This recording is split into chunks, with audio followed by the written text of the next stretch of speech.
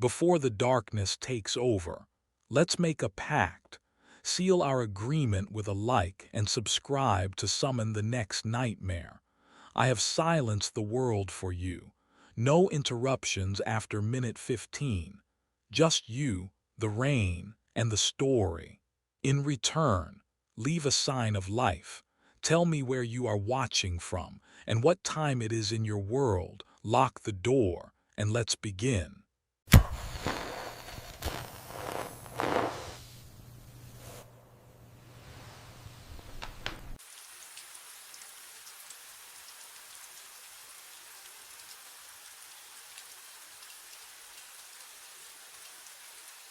The sleeping bag is still warm. I crouch on the concrete floor of floor 32, my hand hovering an inch above the fabric. Heat radiates against my palm. Someone was here, minutes ago, maybe less. My flashlight beam catches the uniform hanging from an exposed pipe overhead. Security gray, pressed creases. The name tag glints under the light. Nathan Graves. My name, my uniform, but I'm wearing mine right now. The badge number underneath makes my throat tighten. 1847. My old badge. The one I lost 8 months ago during the brownout on floor 18. The one that was supposed to be deactivated. I pull my tablet from my belt with shaking fingers. The checkpoint log glows in the darkness. 2:17 a.m. 2 scans recorded, both using badge 1847 and badge 2139. Mine, 40 seconds apart. I've been alone in this building for 6 hours. 40 floors of empty offices and locked doors. Just me and the hum of ventilation systems. Just me and the motion sensor lights clicking on and off as I walk my routes. Except, I wasn't alone. My breath clouds in the cold air. The renovation stripped this floor down to bare concrete and dangling wires 3 months ago, but nobody's touched it since. No construction crew, no daytime staff. Just an empty shell that smells like dust and something metallic I can't place. A coffee cup sits beside the sleeping bag. Steam curls from the surface. What would you do? Your hands are trembling. Your radio feels heavy on your hip. You could call it in right now, but who would believe you? I lean closer to the cup. The smell hits me. Cheap break room coffee, 2 sugars. The way I take mine, then I hear it. Boot steps. Echoing in the stairwell. Heavy, deliberate. Climbing toward floor 32. Climbing toward me. But what I didn't know yet was that whoever wore that uniform knew exactly when I'd find it. My mind keeps circling back to that first night. 2 weeks before I found the sleeping bag, before I understood what was happening. It was 2:17 a.m. when I reached floor 32. Just another checkpoint on another shift. The building stretched silent above and below me, 40 floors of empty offices and me the only living thing moving through them. I pressed my badge to the scanner. Beep. Then, beep again. I froze. The second tone came half a second after the first, like an echo that didn't quite match. My tablet vibrated in my hand. I glanced down at the log screen, expecting the usual single entry. 2 scans, both time-stamped, both showing my badge number. One at 2:17 a.m., one at 2:16 a.m. I stared at the screen. That wasn't possible. I'd been in the stairwell a minute ago. Nowhere near the scanner. The renovation floor spread out before me. Gutted concrete, exposed wiring, shadows pooling in every corner. Dust hung thick in the air, mixing with something else. Something faintly sweet, like coffee with too much cream. But I was holding my thermos. Black, no sugar, the way I always drank it. I turned in a slow circle, flashlight cutting through the darkness. Nothing. No one. Just the hum of the HVAC system and my own breathing. System glitch, I muttered. My voice sounded too loud, swallowed immediately by the empty space. But my stomach twisted anyway. Because the scanner didn't malfunction. It never malfunctioned. I should have reported it right then. Should have called Helen, documented everything. But what would I even say? That the computer hiccuped. That I smelled phantom coffee. I backed toward the stairwell, unable to shake the feeling that the darkness behind me was occupied.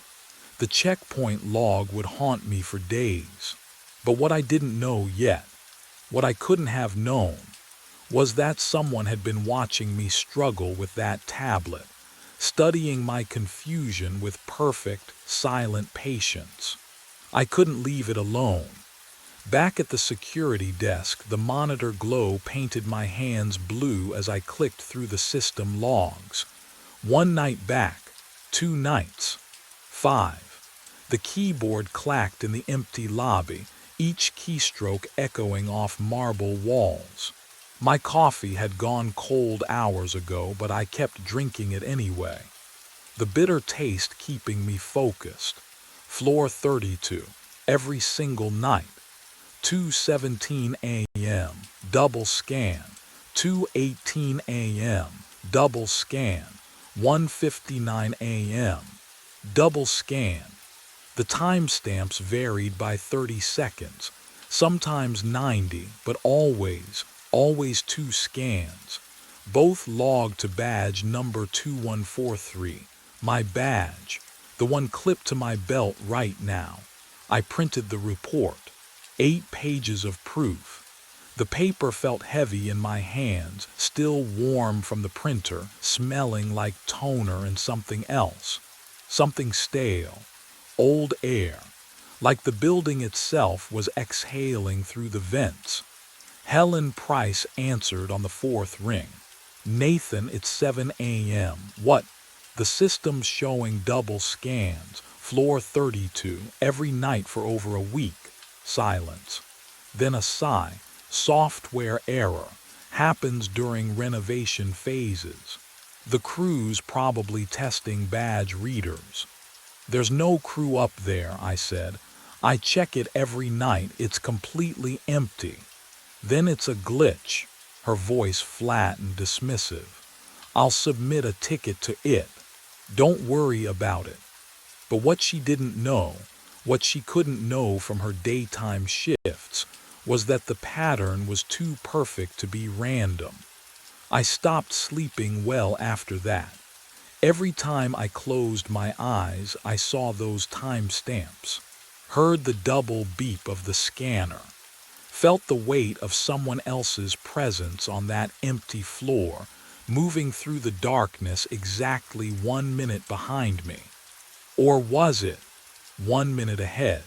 And when I finally did sleep, I dreamed of walking my rounds, only to find my own footprints already pressed into the dust.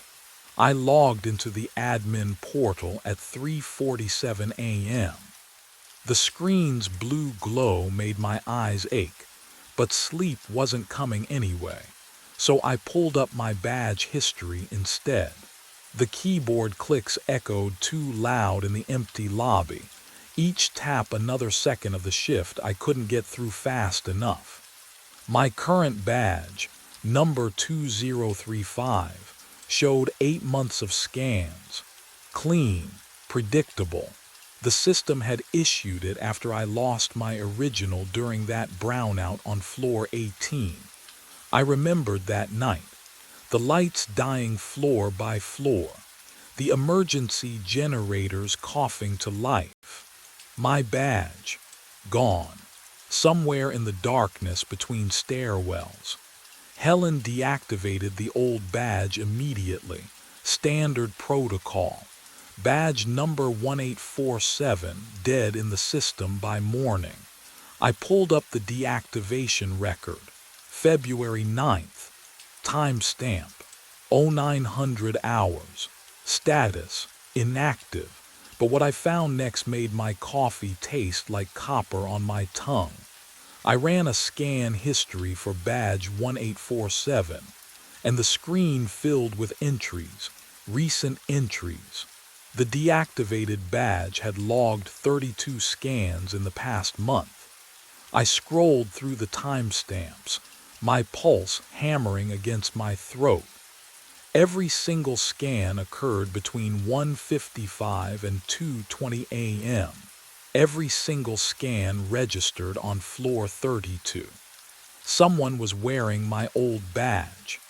Someone who knew exactly when I made my rounds, who moved through the building like a ghost, always just ahead or just behind me. The fluorescent lights above me buzzed, a sound like insects trapped behind glass. I clicked deeper into the logs, my hands shaking now, because I needed to see the pattern, needed to understand who was living in my shadow. And that's when I noticed the first scan from the deactivated badge. It appeared exactly 30 days ago. On the same night, I'd started finding the double entries on floor 32. I decided to catch him early. 1:58 a.m. The stairwell door on floor 32 closed behind me with a metallic click that echoed down through 40 floors of empty concrete. I killed my flashlight and the darkness swallowed everything whole. The checkpoint scanner glowed faint blue near the east wall, the only light in the gutted space. Exposed wiring hung from the ceiling like dead nerves. The air tasted like dust and something chemical, paint thinner maybe. I moved behind a concrete support pillar and crouched, waited. The cold from the floor seeped through my uniform pants. My knees ached. I checked my watch. The dim glow read 2:01. 12 minutes until he usually appeared. 12 minutes of listening to my own breathing and the distant hum of the building's ventilation system. Can you imagine sitting in complete darkness, knowing someone has been watching you for weeks, knowing they've stolen your identity and memorized your every movement? My hand rested on the radio clipped to my belt, but I didn't call it in. Helen would just dismiss it again. System glitch, paranoia, sleep deprivation, 2:08, 2:09. The silence pressed against my eardrums. I could hear my pulse, but what I heard at 2:13 made my breath catch in my throat. The stairwell door opened. Not the screech of rusted hinges, this was smooth, controlled. Someone who knew exactly how to move through this building without making noise. Footsteps followed. Boot heels on concrete, even, measured. The same pace I used during rounds. The checkpoint beeped. I flicked on my flashlight and flooded the space with white light. Nothing. The checkpoint scanner's screen showed a successful scan. Badge number 1847. My deactivated badge, but the space in front of it was empty. Just exposed concrete and shadows and hanging plastic sheeting that didn't move. The air, though, oh God, the air had changed. It smelled like coffee, fresh brewed. And beneath that, the sharp tang of human sweat. Someone had been standing there 3 seconds ago. And then I heard the breathing behind me. I spun around. Nothing. Just exposed concrete and shadows stretching away from my flashlight beam. But the breathing, it had been right there, close enough to feel. My hand shook as I swept the light across the gutted floor. The smell of coffee and sweat still hung in the air, thick and human, real. Then I saw it. Behind a stack of drywall sheets in the corner, a dark green sleeping bag crumpled against the wall. My boots crunched over construction debris as I approached. The fabric was still warm when I crouched down and touched it. Not just warm, recently occupied. A coffee cup sat beside it, half full, steam rising. Can you imagine finding proof that someone's been sleeping 20 feet from where you stand? That they've been here for weeks, maybe months, and you never knew. I pulled back the sleeping bag. Underneath, energy drink cans, 6 of them, protein bar wrappers, a water bottle, and hanging from an exposed pipe above, a security uniform. My uniform. The name tag caught my flashlight beam. Nathan Graves. I leaned closer, throat tightening.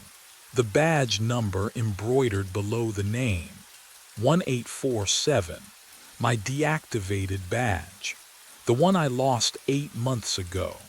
But what I found next made my blood run cold.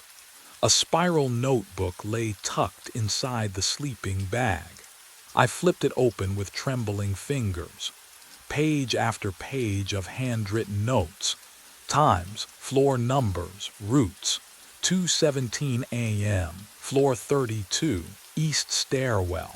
1:43 a.m., floor 18, west elevator bay. 3:06 a.m., lobby, coffee break, 6 minutes, every checkpoint, every pattern. Every habit I developed over 8 months of overnight shifts, documented, studied, memorized. The handwriting looked almost like mine, but the letters slanted wrong, too precise, too deliberate. Someone had been living here, watching me, becoming me. And then I heard it, footsteps in the stairwell again, climbing up, getting closer. The footsteps echoed closer, climbing, deliberate. My hand shot to the radio clipped at my belt. I fumbled with the volume dial, brought it to my lips, static. Dead, hissing static that filled the silence like television snow. Control, this is. This is Graves on 32. I need nothing. Just that crackling emptiness that meant I was completely alone up here. The footsteps continued their steady rhythm, boot soles striking concrete in the stairwell. Getting closer. I backed toward the opposite exit, keeping my flashlight trained on the stairwell door. My heart hammered against my ribs. The beam trembled in my grip. I could smell the concrete dust thick in the air, and something else underneath it, something familiar, coffee, sweat, the exact smell of my own uniform after a long shift. The footsteps stopped, just stopped. I froze, listened. The silence pressed against my eardrums like water pressure. Can you imagine that kind of quiet? When even your own breathing sounds like a scream. Then I saw it. A shadow stretched across the bare concrete wall beside the stairwell entrance, long and thin, cast by the motion sensor lights inside. Human-shaped, wearing the peaked cap of a security guard. The silhouette didn't move, but I could see the slight rise and fall of shoulders.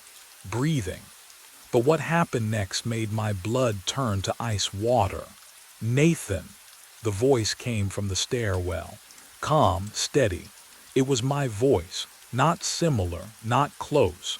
Exactly mine, the same timbre, the same slight rasp from too many years of cheap coffee and midnight shifts. I'd heard recordings of myself. I knew what I sounded like. This was identical. Nathan. I know you're there. The shadow on the wall shifted. A hand reached for the door handle. I ran. The door slammed behind me. Metal shrieked against concrete as I bolted down the corridor. My boots hammered against tile. Behind me, footsteps matching my rhythm, same weight, same pace. I didn't look back. Stairwell B. I threw myself through the door and took the steps 3 at a time.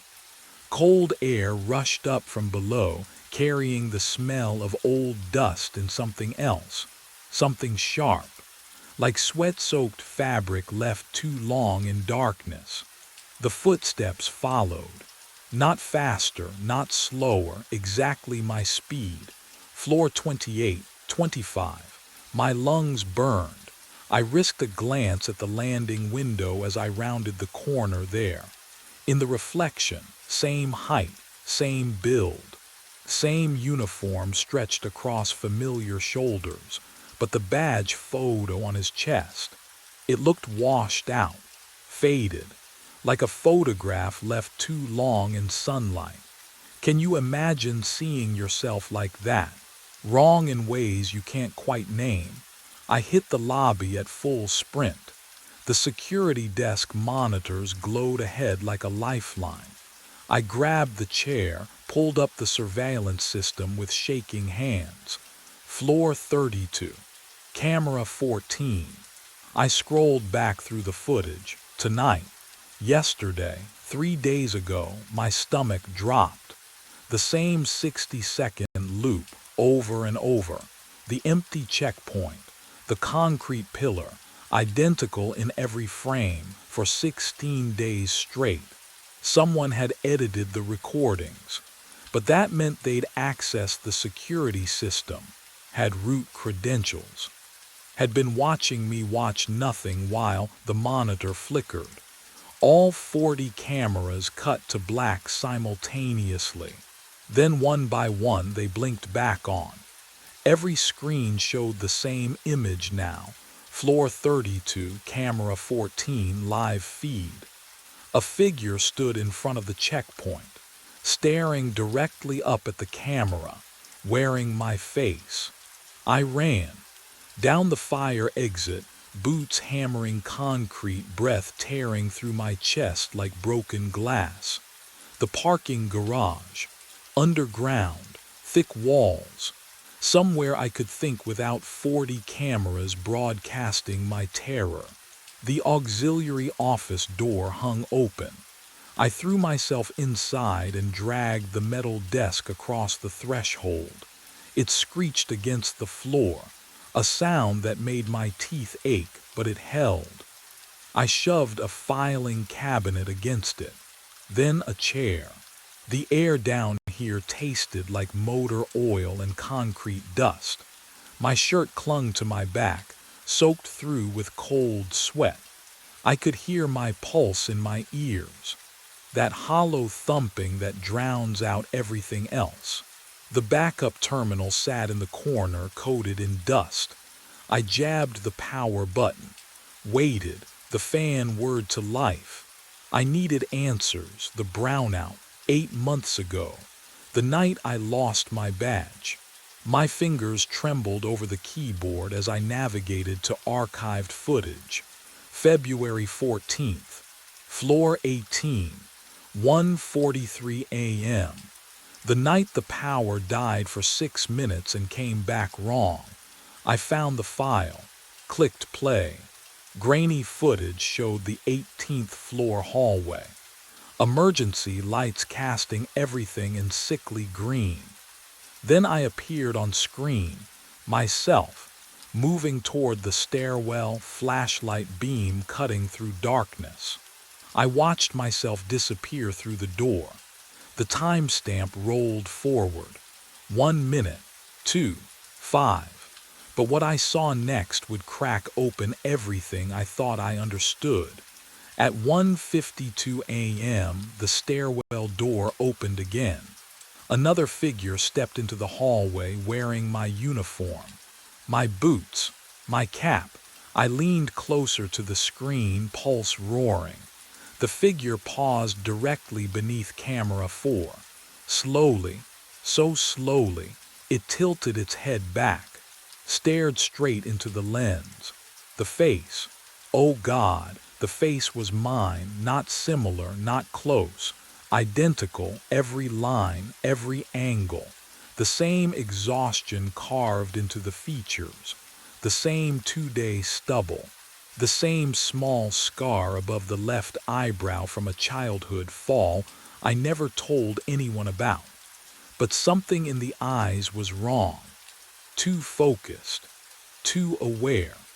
Like looking at a photograph of yourself where the expression doesn't match any memory you have of that moment. The figure on the screen smiled. Not a friendly smile, not a nervous smile, a smile that said, "I see you. I've always seen you." It reached up and adjusted the badge hanging from its chest. Badge number 1847. My deactivated badge. The one I reported lost. The one that should have been destroyed. Then the figure walked away, boots echoing down the hallway, and disappeared around the corner like it owned the place. The footage ended. I sat there, hands frozen on the desk. Have you ever watched something that shouldn't exist? Something that breaks the rules of what's possible? My phone buzzed in my pocket. Once, twice, 3 times. I pulled it out with shaking fingers. The screen glowed blue in the darkness of the garage office. One new message from my own number. I stared at it. The notification sat there waiting. My thumb hovered over the screen. What do you do when you get a text from yourself? I opened it, and what I read made the walls close in. The text message glowed on my phone screen. 3 words from my own number. "Welcome home, Nathan." I stared at it until the letters blurred, until footsteps echoed in the parking garage above. Voices, the day shift. I bolted up the stairs, legs screaming. The lobby lights had switched to morning mode, warmer, softer, almost kind. Jennifer from accounting was scanning in. Marcus adjusted his tie near the elevator bank. Normal people living normal lives. Helen Price stood at the security desk, arms crossed. "There's someone in the building," I said, my voice cracked. "Floor 32. He's been living there. He has my old badge." Nathan." She held up her tablet. "I pulled the night logs when you didn't answer your radio." She turned the screen toward me. 1 scan per checkpoint. All mine, all normal times. No double entries, no anomalies. That's not possible." I saw him. I saw the footage."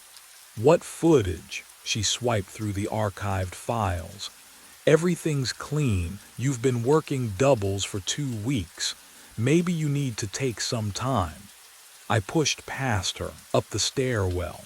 32 floors, lungs burning with each flight. The renovation floor smelled like fresh paint and morning air from open windows.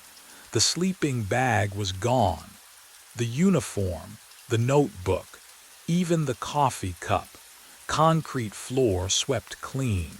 But what I found in its absence would fracture everything I thought I knew about that night.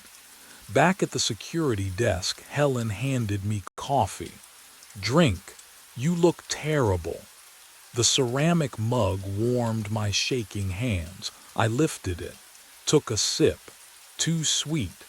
The sugar coated my tongue, thick and wrong. I don't take sugar, never have. But I watched my hand reach for another sip anyway, like it knew something I'd forgotten. I set the mug down. My reflection stared back from the black monitor screen between shifts.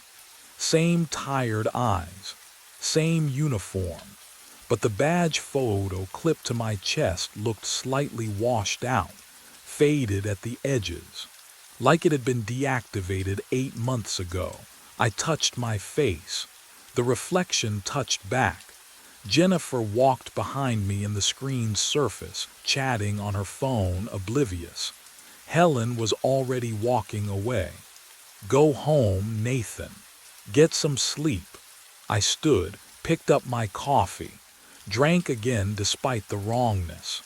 My fingers found the checkpoint scanner without thinking, muscle memory guiding me through the route I'd always known. I understood then, standing in that lobby with morning sun streaming through glass doors.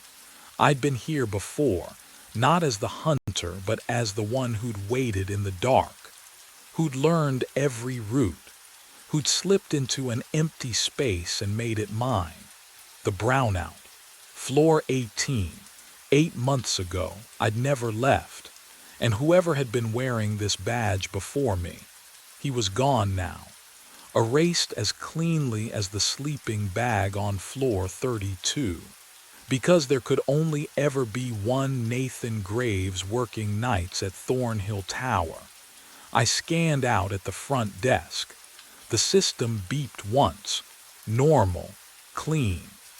I stepped into the morning cold, and the sun felt like a memory from someone else's life. Behind me, the building rose 40 floors into pale sky. Tomorrow night, I'd be back, scanning checkpoints, walking empty halls, waiting to see who else might lose their badge in the dark. The porch light flickers on at exactly 3:29. I stand on the cracked concrete, package in hand, and my breath fogs the air between me and the door. The house at 1847 Maple Street has been dark for the past hour. Every house on this route stays dark. But this one, something about this one makes my fingers tighten around the cardboard edges until they dent. A shadow moves behind the front window. I freeze. My heartbeat thuds in my ears, too loud, too fast.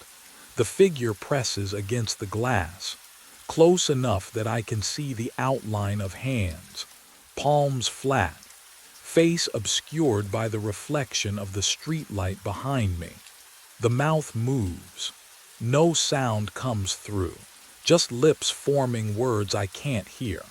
Can you imagine standing there trying to read the message, knowing you should turn around and leave?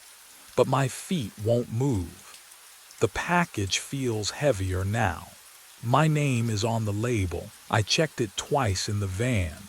But what I didn't check was who sent it. The front door creaks, slow, 6 inches. Then it stops. Cold air rushes out through the gap, not the damp chill of October, but something else. Sterile, sharp. It carries a scent that makes my stomach drop. Cologne, the same brand I wear. The same woody amber smell clinging to my jacket collar right now. I take a step back. My shoe scrapes the concrete. The sound echoes too long in the empty street. The figure behind the window hasn't moved, still pressed there, still mouthing something. The door creaks wider, and from inside the lightless house, I hear footsteps descending stairs I shouldn't know are there. 48 hours before I stood on that porch, the dispatch radio crackled to life at 11:07 p.m. Brennan, you there? I pressed the button. Static buzzed against my thumb. Yeah. Got a route update. New stop. 1787 Maple Street. Same package every night this week. 3:30 a.m. window. Can you handle it? The van's dome light flickered above me. Cardboard smell filled my nostrils. Thick, stale, sure. Good man. It's already loaded. Bay 7. The line went dead. I found the package wedged between Amazon boxes and a crate of medical supplies. Small, maybe 8 inches square. The label was pristine, too clean for a week-old dispatch order. Black ink, block letters, perfect edges. The weight caught me off guard. It felt like nothing, like holding air wrapped in brown paper. I tossed it onto the passenger seat and started the engine. 67 stops. Maple Street would be number 43, right in the dead zone. That stretch between 2 a.m. and dawn when the suburbs hold their breath. The first delivery was automatic. I pulled up at 3:29, porch dark, house silent. I walked the cracked driveway, placed the box on the welcome mat, turned back to the van. Routine. But something about the house stuck with me as I drove away. I couldn't place it. The second night. I parked in the exact same spot without thinking. My feet knew the path. 3 steps to the mailbox. Slight dip in the pavement. 7 strides to the porch. I hadn't counted them the first time. The third night, my hands were already reaching for the package before I checked the manifest. Muscle memory. Like I'd delivered there 100 times. But I'd only been there twice. What I didn't know yet was that my body remembered what my mind had forgot. Night 5, and I'm sitting in the back of my van with the dome light buzzing overhead. The cargo space smells like cardboard and stale energy drinks. I've pulled the package onto my lap, still weightless, still wrong, and I'm staring at the label under the flickering yellow glow. That's when I see it. The handwriting, neat block letters, precise angles. The way the capital M loops just slightly at the base. I know this. I've written addresses this exact way 1,000 times on notes, on envelopes, on the back of receipts when my phone dies. This is my handwriting. Have you ever seen your own signature somewhere you never signed? That stomach drop moment when reality tilts. I blink, rub my eyes. The letters don't change. I angle the package toward the light, searching for differences. Maybe it's similar, maybe I'm tired. But no, the slant, the pressure. Even the way the pen hesitated before the street number. That's me. But what I notice next makes my throat close. The return address sits in the top left corner, small and clinical. I read it once, twice. My apartment, my exact apartment number. The building I left 4 hours ago to start this shift. I never wrote this. My hands fumble for my phone, nearly dropping it between the seat cracks. I pull up my texts, scrolling back through the past week, looking for gaps. Blackout nights, drunk messages I don't remember sending. Anything that explains how I packaged this, labeled it, sent it to myself. Nothing. My call log is clean, my photos untouched. No alarm set for 3:30 in the morning. The phone trembles in my grip. No, not the phone. My hands, shaking so hard the screen blurs. I look back at the package, and that's when I realize I never checked the shipping date. And what I'm about to find will crack everything wide open. I pulled over on Crescent Drive at 3:15 in the morning, engine ticking as it cooled. The package sat in my lap, weightless as always. My own handwriting stared back at me from the label, neat block letters I'd never written. The shipping date, I hadn't checked it. My thumbnail found the edge of the packing tape and dug in.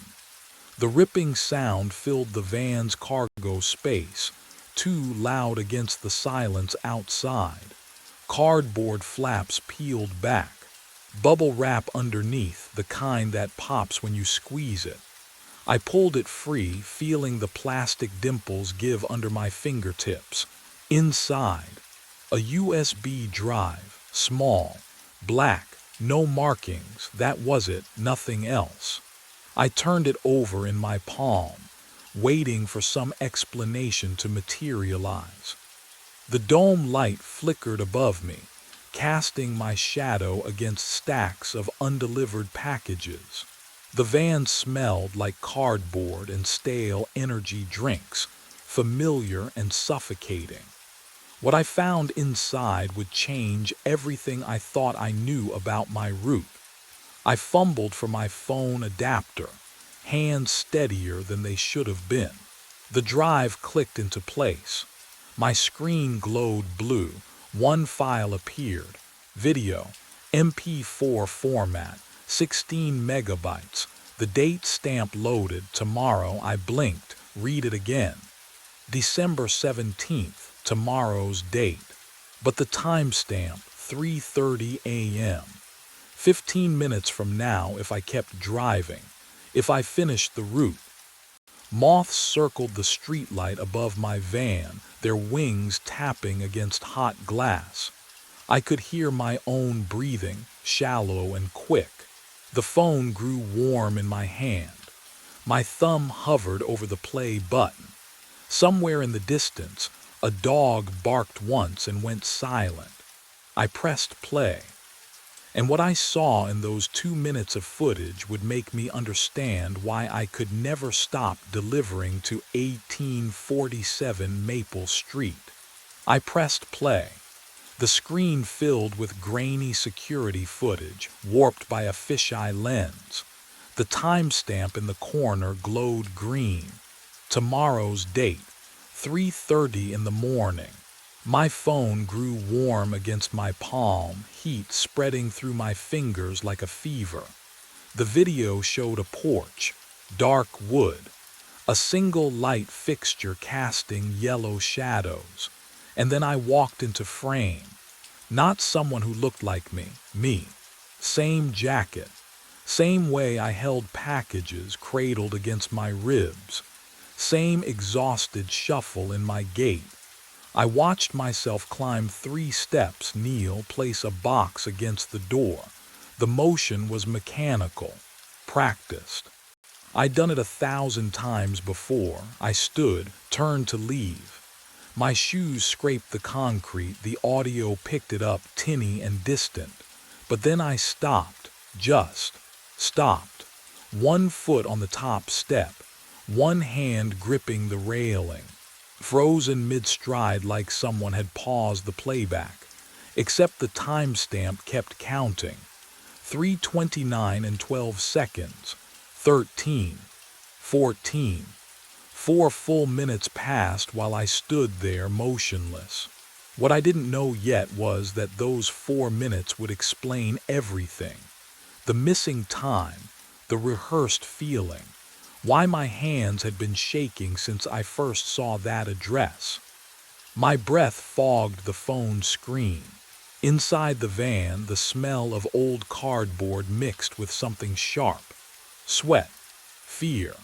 The dome light flickered once, nearly cutting out, then steadied. Outside, moths battered against the streetlight in rhythm with my pulse. On the video, I finally moved. I turned back toward the camera, slow, deliberate. My face filled the distorted frame, features stretched wrong by the lens. My eyes looked hollow, sunken. My lips were moving. I leaned closer to the screen, squinting. The audio was muffled, wind, maybe, or static interference, but I could read lips well enough. Years of dispatch calls through bad connections had taught me that. Stop.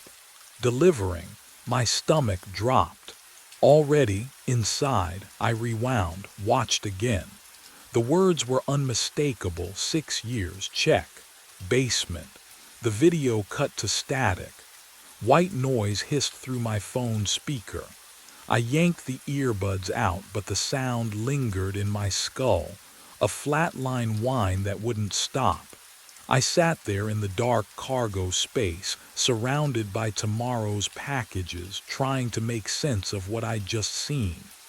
The timestamp said tomorrow, but my lips had moved today, or yesterday, or my head throbbed. The timeline didn't work, couldn't work, unless I'd already delivered the package, unless I was about to deliver it. Unless I checked the time. 3:21 a.m., 9 minutes until the timestamp on the video. 9 minutes until I'd be standing on that porch, frozen, mouthing warnings to a camera I didn't know existed. But the real question wasn't when. It was why I'd said basement, and what had been living in mine for 6 years. I drove to the only place still lit at this hour. The diner's fluorescent tubes buzzed overhead, that electrical hum that sounds like insect wings. My booth's vinyl stuck to my forearms as I opened my laptop. The smell of burnt coffee hung thick, reminded me of something I couldn't place. Property records loaded slow. County database public access. I typed the address with shaking fingers. 1847 Maple Street. The page flickered. Sale date 6 years ago. October 5th. Buyer name redacted. Just a black bar where the name should be. I clicked through to transaction history. Every owner listed except the current one. Even the purchase price was blacked out. My throat tightened. 6 years ago. I moved to this town 6 years ago, started the courier job, found my apartment, all within the same week. But I couldn't remember why I'd come here. Not a single reason. No job offer beforehand. No family, no. Anything, the memory just stopped, like waking up mid-sentence. Have you ever tried to remember something and found nothing? Not even a gap, just smooth blankness where the thought should be. The waitress appeared, poured coffee I hadn't ordered. The liquid caught the light, too dark, almost black. I lifted the cup, took a sip, pennies. The taste flooded my mouth, metallic, sharp, like sucking on old coins. I swallowed anyway. The warmth didn't reach my chest. "You okay, honey?" Her voice sounded far away. I looked up. She was close, concern creasing her face, pad and pen in hand, waiting. I opened my mouth. Nothing came out. She touched my shoulder, just briefly, then walked away. I stared at the screen, at the redacted name, at the date that matched my arrival, and I understood something that made my hands go numb. What if I hadn't moved here at all? What if I'd never actually left? I drove straight back. No decision, just momentum. My van rolled to a stop outside 1847 Maple Street at 3:29 a.m., engine ticking in the silence. The front door was already open, 6 inches, waiting. Cold air poured out when I pushed it wider, the hinges groaning like something waking up. I stepped inside and the temperature changed, warmer, lived in. The smell hit me immediately. My cologne. The same brand I'd worn for years, cheap stuff from the drugstore. I stood in the entryway waiting for my eyes to adjust. And then I saw it. The living room. Oh God. The furniture wasn't just similar, it was exact. The sagging gray couch positioned against the left wall, same angle. The coffee table with the chipped corner. Even the lamp, the one I'd bought at a thrift store 8 years ago and lost during a move I could barely remember. But what I saw on the mantel made my breath stop. My high school photo, senior year. Awkward smile, cheap frame. I hadn't seen that picture since. Since when? I couldn't remember packing it, couldn't remember throwing it away. Can you imagine finding your own belongings in a stranger's house? Not similar things, the exact ones. A jacket lay draped across the couch arm. My jacket, navy blue, frayed cuff on the left sleeve. I reached out, touched the fabric, still warm. But the real shock hadn't settled in yet. Because that's when I heard it, a creak. Below me, beneath the floorboards. The basement door stood ajar to my right, darkness pooling beyond it. And from that darkness came footsteps, ascending, slow, deliberate, each step perfectly spaced. The cologne smell grew stronger, thick enough to choke on. I took a step back. My heel hit something, the wall, trapped between the door behind me and those rising footsteps ahead. The creaking stopped. Silence. Then, one more step, closer to the top. And that's when I realized who was climbing those stairs. I moved toward the basement door before the footsteps reached me. I don't know why. My legs just carried me there. The stairs descended into darkness, wood soft with rot, and my right foot found the third step down without thinking. It creaked, low and familiar. My left foot knew the fifth step would be silent, and it was. Can you imagine knowing something you've never learned? The cold rose up from below, damp and stale. It smelled like old paper and mildew. And faintly, still my cologne, I descended faster. The footsteps above had stopped, or maybe they were waiting. At the bottom, I fumbled for a light, found the pull chain exactly where my hand expected it. The walls were papered, not with wallpaper, with delivery manifests. Hundreds of them, all addressed to 1847 Maple Street. I stepped closer, fingers brushing the yellowed edges, dates going back years. Same route, same stop, same time. 3:29 a.m. over and over, stamped and signed and completed. But what I saw in the corner made my throat close. A cot, army surplus, green canvas. My wallet sat on the thin mattress, my keys beside it. My phone, same cracked screen, spiderweb fracture across the top right corner, resting face up. I pulled my phone from my pocket, checked the crack. Identical. I looked back at the cot. 7 phones, arranged in a neat row. 7 wallets. 7 key rings, all mine. Each one tagged with a strip of masking tape. Dates written in block letters, my handwriting.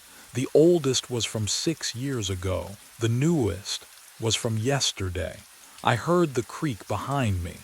The third step. Then silence where the fifth step should be. Someone else's feet knew these stairs just as well as mine. The footsteps stopped. I turned, slowly. Every joint felt rusted. He stood 3 steps from the bottom, same height, same build, same courier jacket, threadbare at the elbows, his face. Oh God, his face was mine.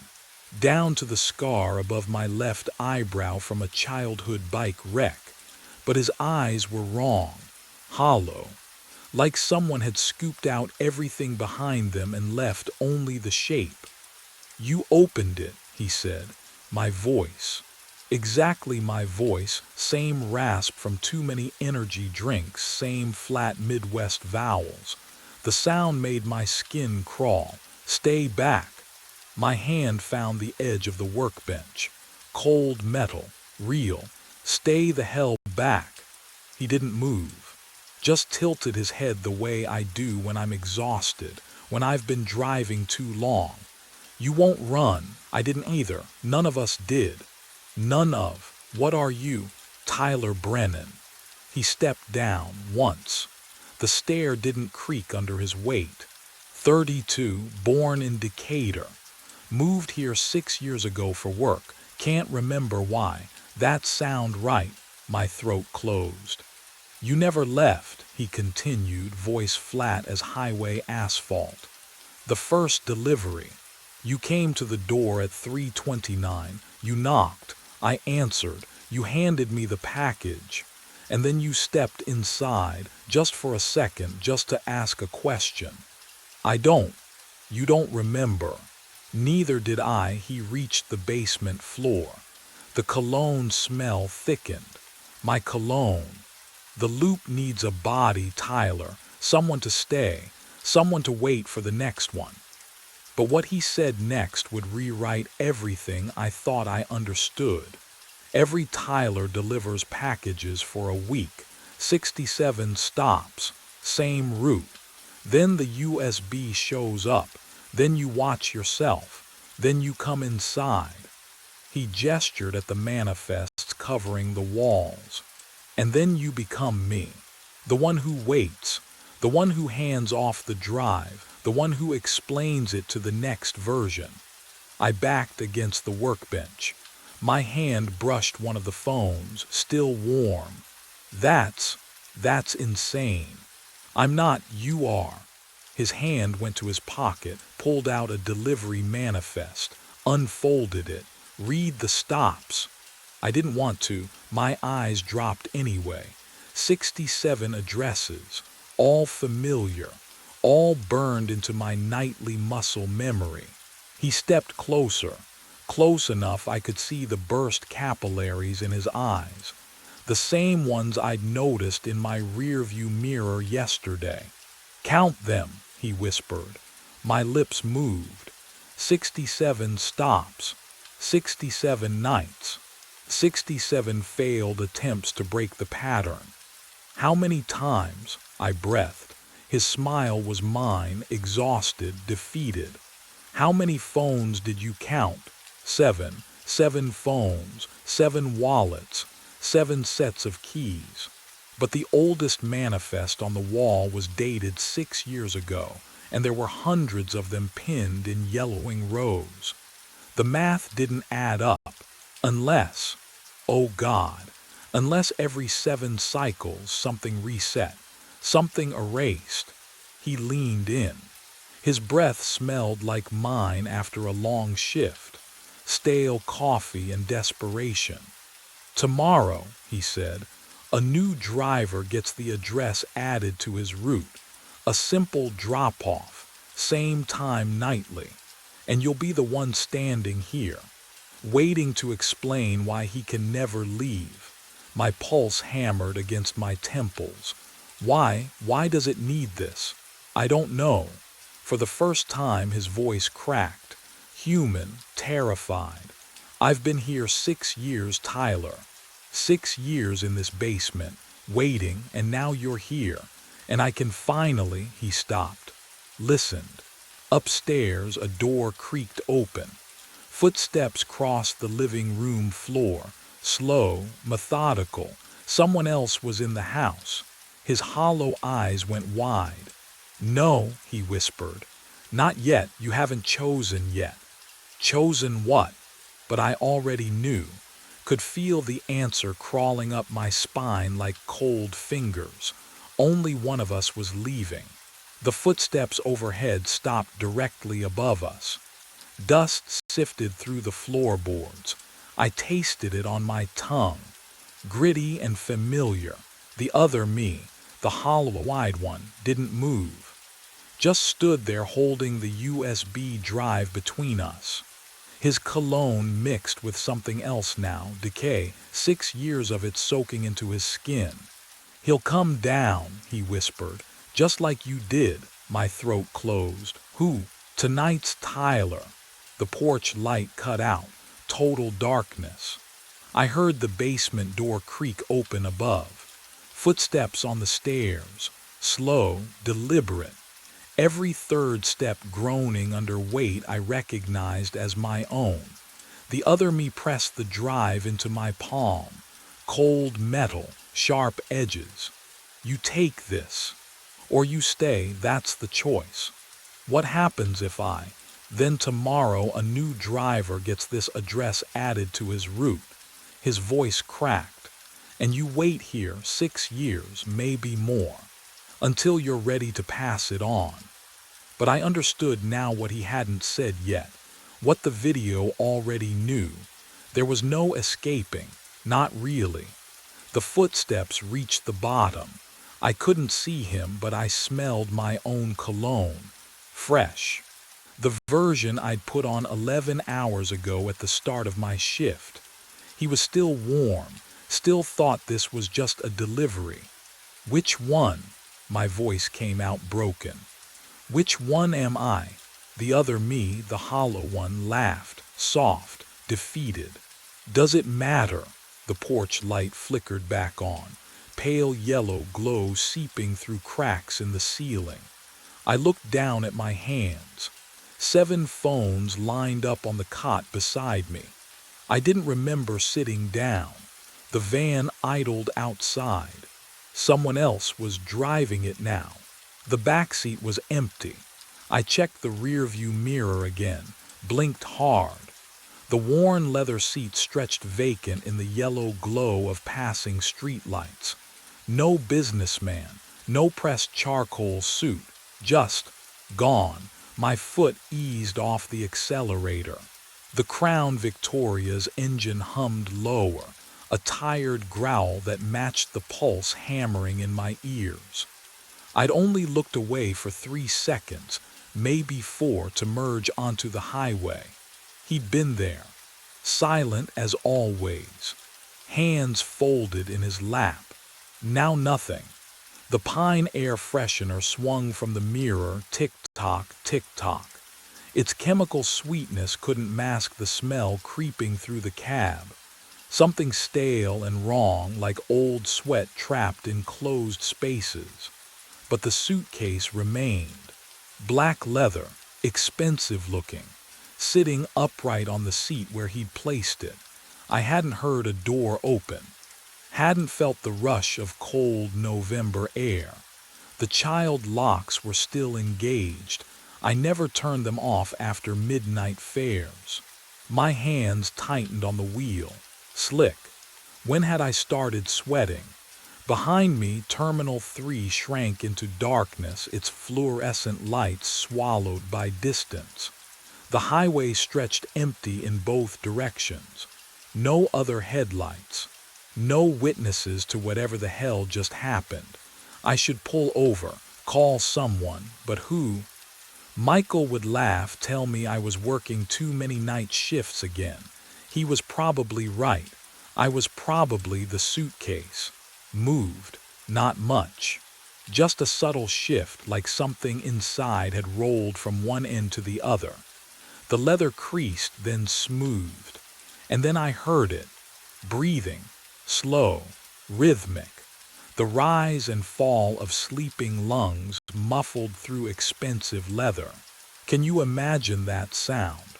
That wet, living rhythm coming from luggage.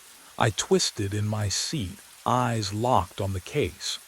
The luggage tag dangled from its handle, spinning lazy circles in the air conditioning's breath. White cardstock, black ink. I leaned closer, squinting at the name printed there. Daniel Reeves, my name. But what I discovered in the side pocket would change everything. My mind raced back. 4 weeks earlier, before the suitcase, before everything. 2:47 in the morning, Terminal 3. I sat parked in the pickup zone, engine idling, watching fluorescent lights hum and flicker above empty pavement. The smell of burned rubber and jet fuel hung thick in the cold air. Monday nights were always dead after midnight, just me and the occasional red-eye arrival. The arrival's board blinked. Chicago. On time. 3 minutes later he appeared. Charcoal suit, black leather suitcase. Mid-40s maybe, clean-shaven face that gave away nothing. He opened the back door without a word, slid into my cab like he'd done it 1,000 times before. I glanced at the rearview mirror. Where to? He didn't answer, just held up his phone, screen facing me. An address glowed in white text. Oak Street, downtown. Okay, I said. Silence settled between us like fog. I pulled away from the curb, tires whispering against wet asphalt. Rain had stopped an hour ago, but everything still glistened under streetlights. I tried again. Business trip, nothing. He stared out the window, hands folded in his lap. That's when I noticed it, a small scar on his left hand, pale, crescent-shaped, the kind that comes from something sharp. But what caught my attention wasn't the scar itself, it was how still he sat. No fidgeting, no phone scrolling, just waiting. The ride took 18 minutes. He paid cash, exact change, left without a word. I watched him disappear into a building I'd never remember the name of. Strange fare, I thought, nothing more, but the next Monday, 2:47 a.m., Terminal 3, Chicago flight. There he was again, same suit, same suitcase, same silence, and the Monday after that, and the Monday after that, always the same, always silent, always that scar catching the dashboard light. I should have felt relieved, a guaranteed fare every week, easy money. Instead, something cold settled in my chest, because routines are supposed to feel normal. This one felt like being watched. I called Michael at 3 in the morning. Daniel, his voice crackled with sleep and irritation. What's wrong? The phone felt cold against my ear, slick with sweat from my palm. That passenger I told you about, the Monday guy. I saw something on his phone screen. Okay, a yawn stretched through the line. My texts, Michael, private messages I sent you last week, word for word on his screen. The silence lasted too long.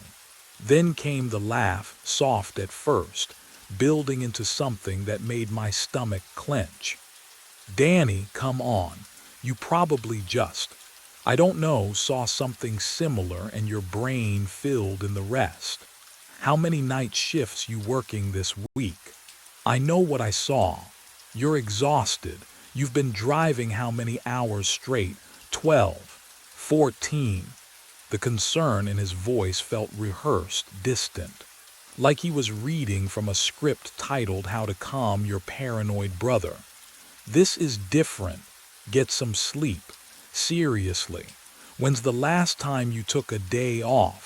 I opened my mouth, closed it. When was the last time? Yeah, Michael said, softer now. That's what I thought. Look, I've got an early meeting. We'll grab coffee this weekend, okay?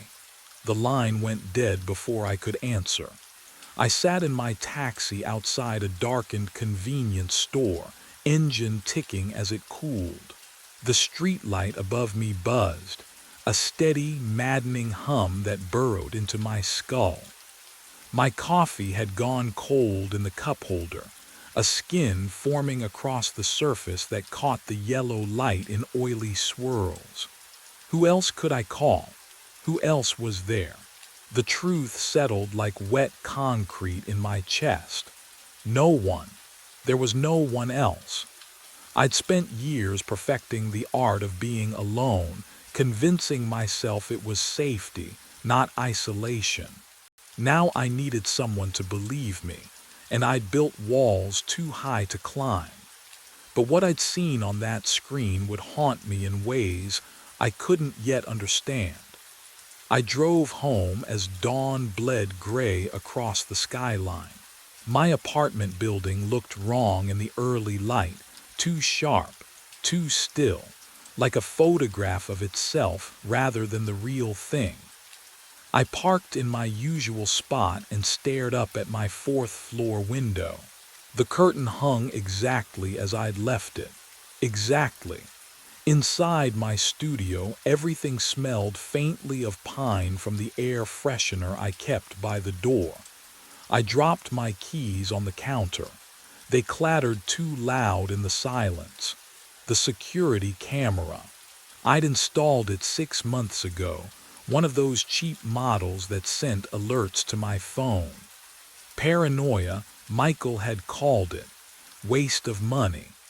But now I pulled up the app and scrolled back through the footage, watching my empty door from the hallway perspective.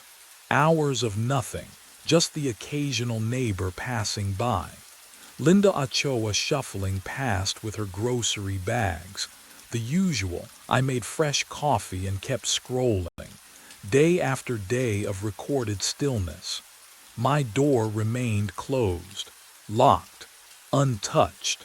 So why did my apartment feel different every time I came home? I watched that grainy feed for hours, barely blinking until my eyes burned and the screen blurred. The coffee went cold again. I didn't care. Somewhere between exhaustion and obsession, I'd stopped being able to tell the difference. Every pixel mattered now. Every shadow in the hallway held potential answers. Tuesday afternoon footage loaded on my phone. 4:17 p.m. The hallway empty. Then a figure stepped into frame, wearing my jacket, using my walk, unlocking my door with a key. The figure paused before entering and for just a moment, less than a second, turned toward the camera. My face stared back at me through the screen. But the expression was all wrong, the smile too wide. The head tilted at an angle I'd never use, and he waved, directly at the camera, at me watching, as if he'd known all along I'd be here, in this exact moment, discovering him. The timestamp read 4 days ago. For days I'd been living in an apartment someone else had been inside. Someone wearing my face. Someone who wanted me to know. I drove home as dawn bled gray through the windshield, my hands still trembling from watching that footage. My own face. My own smile. Wrong. The key turned in the lock like always. The door opened onto silence. For a moment, just a breath, the familiar smell of stale coffee and old leather wrapped around me like safety. Then I stepped into the bathroom. The toothbrush sat on the left side of the sink. I always keep it on the right. Always. My hand hovered over it, not quite touching, as though the blue bristles might burn my fingers. Someone had used it. Someone had stood where I stood, looked into my mirror, brushed teeth that weren't theirs. Can you imagine that? The invasion of it.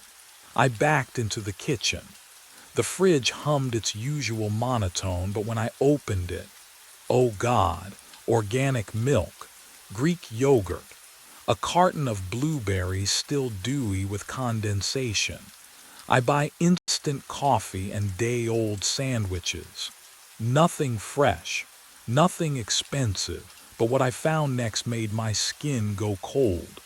My jacket, the brown leather one, draped over the chair like it belonged there. I lifted it to my face. The scent hit me like a fist. Sharp cologne, something woody and deliberate. I don't wear cologne, never have. The leather felt warm, as though someone had just taken it off. I moved through the apartment room by room. Closet, bedroom, the narrow space behind the shower curtain. Nothing, no one, just the wrongness settling into my bones like frost, the certainty that someone had been here, living my life with the volume turned just slightly off-key. The coffee mug sat on the left side of the counter. I'm right-handed. And that's when I heard it, a key sliding into the lock behind me. I spun around. Empty hallway. Linda's door closing across the hall, the click of her deadbolt sliding home. Just the neighbor. My heart hammered against my ribs anyway. I locked myself inside and pulled up the security footage on my laptop. The screen's blue glow made my studio feel like a fishbowl. Cold coffee sat beside me, forgotten hours ago. I scrolled back through days of recordings, watching my own door from the camera's fixed angle. Monday, nothing. Tuesday. I worked the day shift that week, left at noon. The hallway stayed empty until 4 p.m. Someone walked up to my door, wearing my black jacket, my jeans, my face. The figure reached into a pocket, pulled out a key, and unlocked my door with their left hand. I'm right-handed, my throat closed. I watched me walk inside like he owned the place, because apparently he did. I fast-forwarded. 30 minutes later, the footage from my interior camera loaded. The doppelganger moved through my kitchen, opening cabinets with that same wrong hand. He poured a bowl of raisin bran. I hate raisin bran, always have. The smell makes me gag, but he ate it, slowly, methodically, like someone performing a role they'd studied. Then he settled on my couch and turned on the TV, Channel 47, home improvement shows. I never watched that garbage. He sat there for 2 hours, unblinking, while some host renovated a bathroom. Everything he did was me, but wrong. A reflection that moved backwards. What would you do if you watched yourself living a life you'd never lived? I clicked to Wednesday's footage. Thursdays, Fridays. He came back every afternoon. Always 4 p.m. Always using the left hand to turn doorknobs, lift mugs, tie shoes. Each visit he stayed longer. But what I saw on Saturday's recording made my blood turn to ice water. He wasn't alone anymore. I parked across the street from my own building at 3:30, watched the entrance through fogged windshield glass. My breath came out in short bursts, and the cold settled into my bones like it belonged there. 4 o'clock passed. No one entered. By 4:15, I couldn't wait anymore. I crossed the street, unlocked my door with shaking hands. The apartment smelled like fresh coffee, dark roast, the kind that burns your throat. I never drink dark roast. The mug sat on the counter, still warm when I pressed my palm against the ceramic, steam rising in lazy spirals. He'd been here minutes ago, maybe seconds. I checked every room, closet, bathroom, under the bed, nothing, gone. I tried again Tuesday, arrived at 3:45 this time. But when I finally entered at 4:20, the coffee maker was still dripping, hot liquid pooling into the carafe. The sound filled the kitchen, drip, drip, drip. Each drop felt like a heartbeat I'd missed. Can you imagine chasing yourself through your own life and always arriving too late? But what happened next made everything worse. My phone buzzed Wednesday afternoon. Michael's text glowed on the screen. "Why'd you call me yesterday asking about Mom's recipe? You hate her cooking." I stared at the words. Yesterday afternoon I drove a lawyer to O'Hare, then a college student to Navy Pier. Then I pulled up my phone records with trembling fingers. There it was. 2:17 p.m. Call to Michael. Duration 6 minutes. I scrolled further. Calls to my bank, my landlord, numbers I didn't recognize. All made while I was behind the wheel, hands on leather, eyes on road. All in my voice. My throat tightened. He wasn't just living in my apartment anymore. He was living my entire life. And whatever he was building toward, I was running out of time to stop it.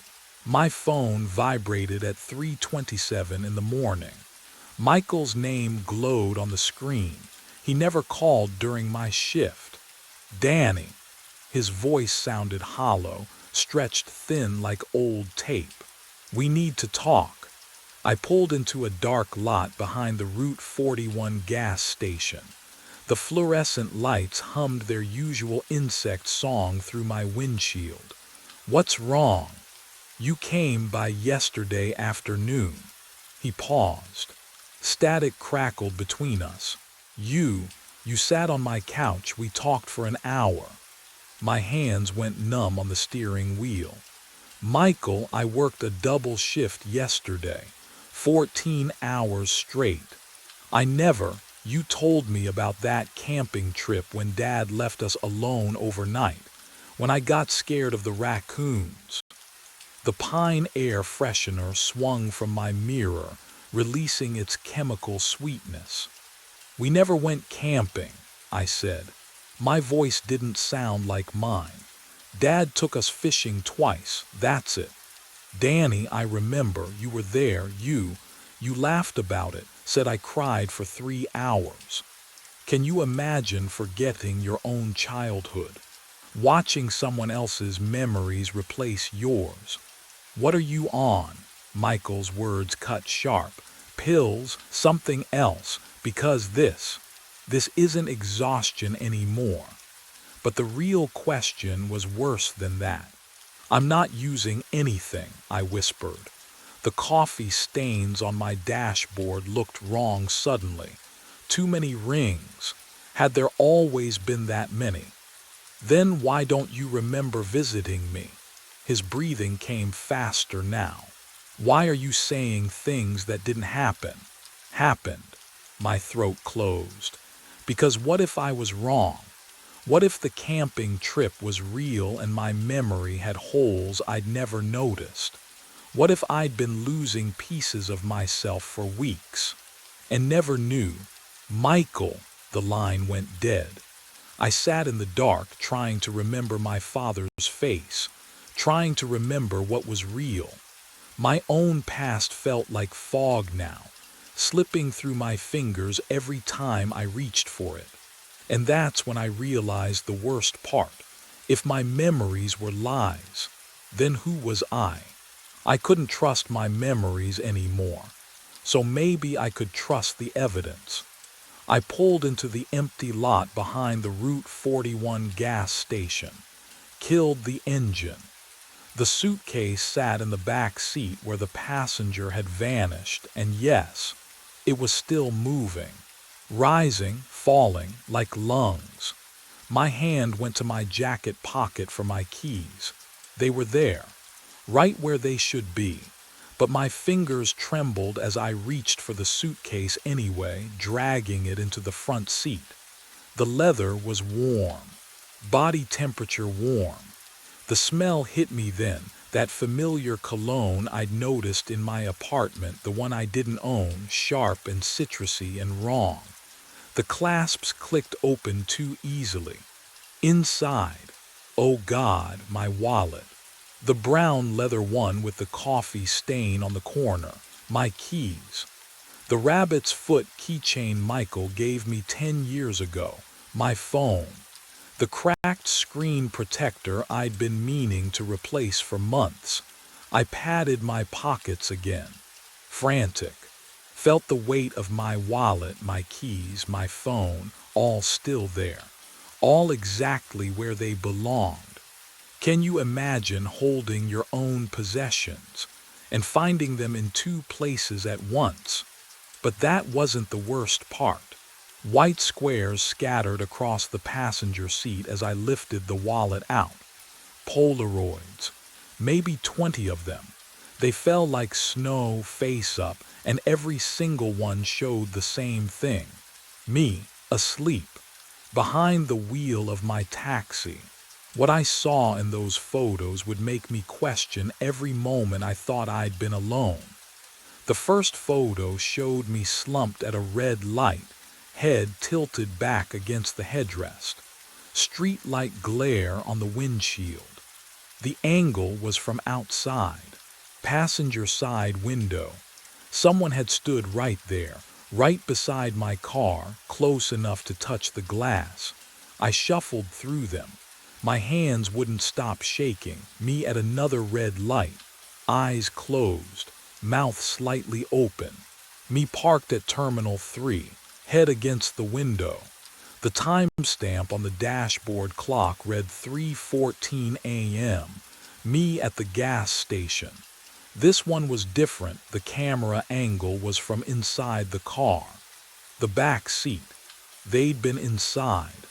I flipped through faster, photo after photo, different nights, different locations, always the same, me unconscious, vulnerable, unaware. The photos had a quality to them, a clarity that said they weren't taken hastily. Someone had framed each shot, waited for the right moment, the right light. How many times had I fallen asleep at red lights thinking I was alone? How many nights had I nodded off during long airport waits? How long had they been watching? The last photo made my stomach drop. It was taken from outside my apartment door, through the peephole, reversed. The angle showed my security camera and me, asleep on my couch, pizza box on my chest. But here's what made my skin crawl. I was holding my phone up, screen glowing, taking a selfie in my sleep. My thumb was on the button, but I don't take selfies. I never take selfies. Something crinkled at the bottom of the suitcase. Paper. I pulled it out, unfolded it with numb fingers. Handwritten. My handwriting, it was a schedule, my schedule, every fare, every stop, every bathroom break. 4 weeks of my life documented in my own handwriting in pen I didn't remember holding. At the bottom, one line, phase 2 complete. Monday reset. Monday. Tomorrow was Monday. 2:47 a.m. pickup at Terminal 3. And that's when I noticed what was tucked beneath the paper, something that would prove I wasn't the one being replaced. I drove straight to my apartment. No thinking, just moving. The hallway smelled like burnt popcorn and lemon cleaner, familiar and real. My key scraped into the lock, turned. Nothing. I tried again. The metal refused to give. Wrong apartment. No Unit 213, same chipped paint on the door frame where I'd bumped it moving in. I jiggled the key harder. The lock didn't recognize me. "Can I help you?" Mr. Patterson stood at the end of the hall, arms crossed. My landlord, gray cardigan, coffee mug in hand. "My key, it's not working. I need to get into my apartment." He squinted at me. "Your apartment?" "Yes, 213. I've lived here 3 years. Son, Daniel Reeves terminated his lease 3 days ago." Patterson's voice stayed flat, matter of fact. "Moved out completely. Handed me the keys himself." The floor tilted beneath me. No, I didn't. Signed all the paperwork. Left the place spotless." But what he said next made my blood turn to ice. Seemed in a real hurry to leave, actually. Said something about starting fresh. I backed away from my own door. The walls pressed closer. What would you do if everyone insisted you'd done things you never did? If your entire life rewrote itself while you were driving? My phone, Michael. My brother would know my voice. I called him with shaking hands. The phone pressed cold against my ear. 3 rings. "Hello? Michael, it's me, it's Daniel." Silence stretched too long, way too long. "I'm sorry, who is this?" "Daniel, your brother. Michael, please." "I don't." "Your voice." "That's not." He paused, breathing shallow. "Who are you?" The phone slipped from my fingers, clattered on the tile. Michael didn't recognize my voice anymore. I looked down at my left hand. Under the fluorescent lights, I saw it clearly for the first time. The scar. Monday, 2:47 a.m. Terminal 3 again. I parked in the pickup zone like muscle memory commanded. The fluorescent lights hummed their familiar dead insect chorus. My left hand gripped the steering wheel. and the scar caught the overhead glare, small, precise, on the exact spot I'd memorized weeks ago. The businessman emerged through the sliding doors, but everything was wrong. He stumbled toward my taxi, eyes wide, scanning the empty pickup lanes like something might follow him. His suit hung wrinkled. Sweat darkened his collar despite the October chill seeping through my cracked window. He yanked the rear door open, breathing hard, ragged gasps that fogged the rearview mirror. "Thank God you're here," he said. His voice. Oh God, his voice. "Someone has been impersonating me for 6 weeks." The words tumbled out, desperate, pleading. They knew my schedule, my passwords, they wore my face. I couldn't breathe. The pine air freshener smell turned chemical, suffocating. He leaned forward between the seats.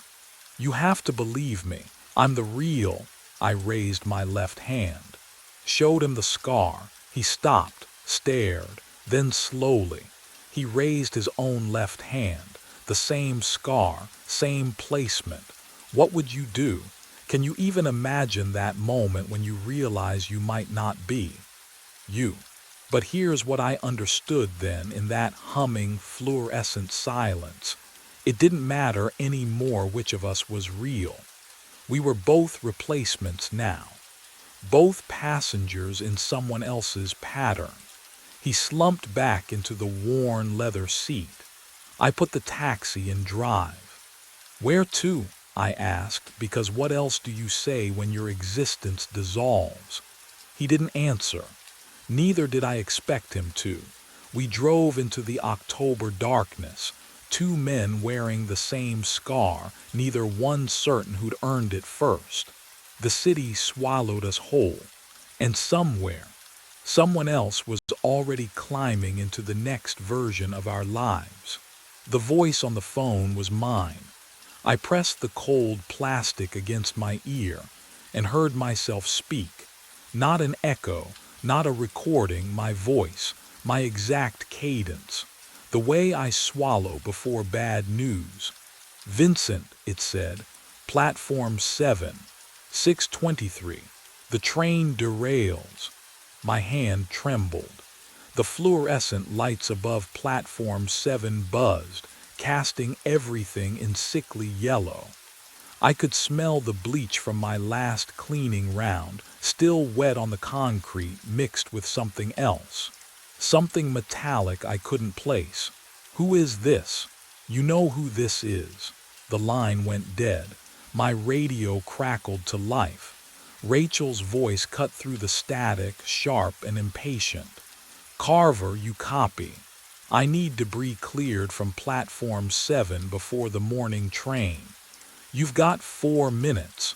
4 minutes until 6:23.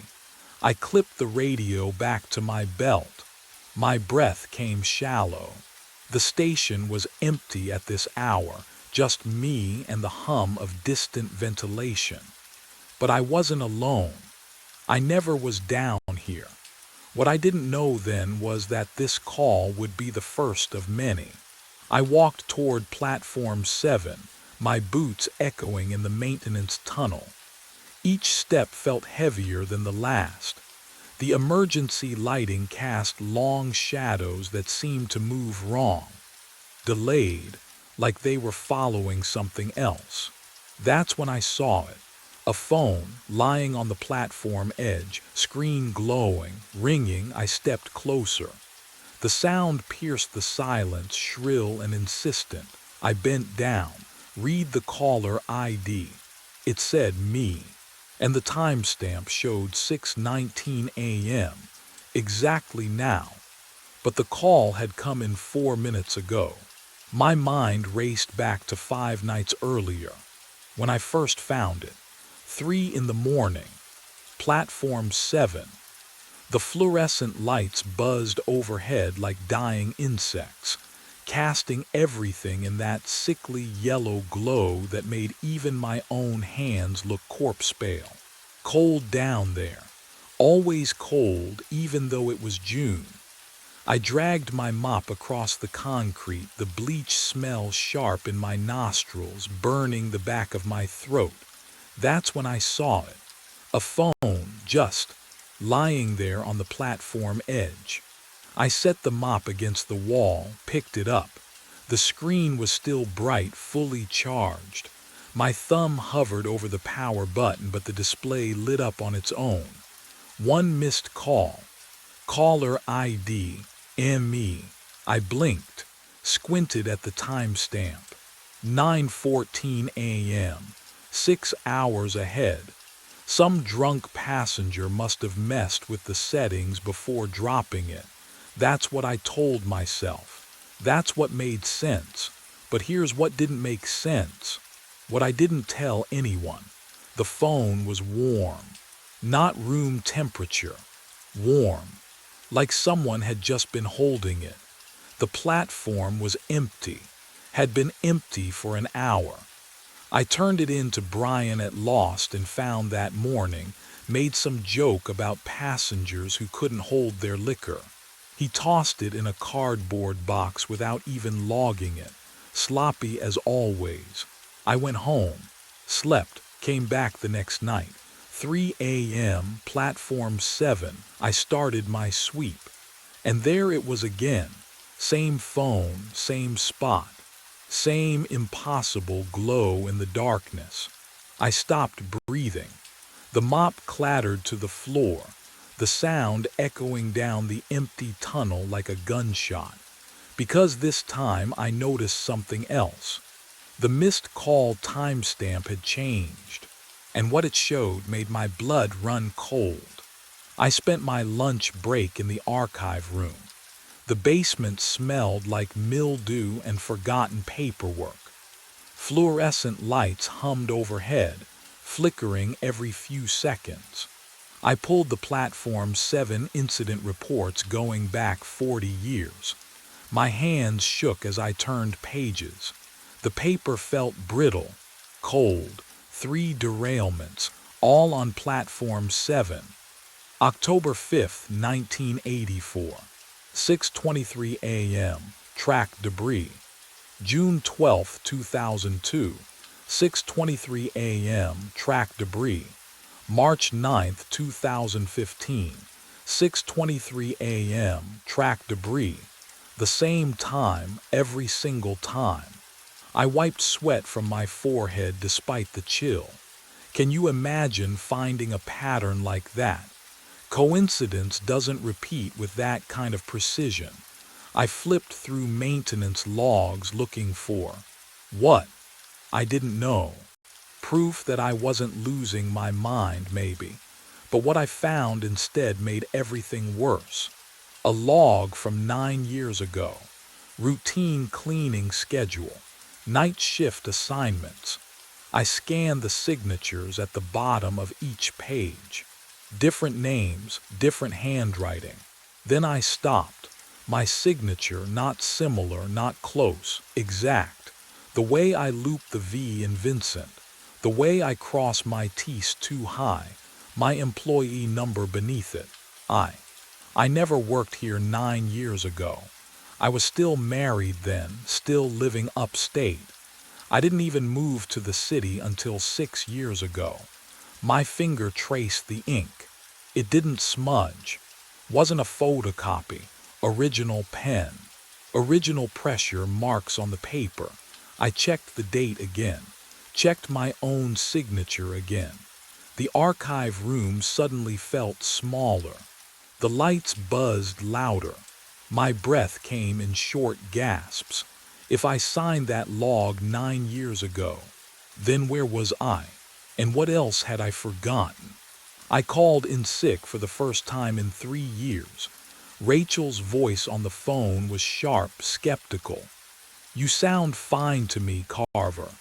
"Stomach thing," I lied, staring at my reflection in the bathroom mirror. The fluorescent bulb overhead flickered once, twice. "I can't make it tonight," she sighed.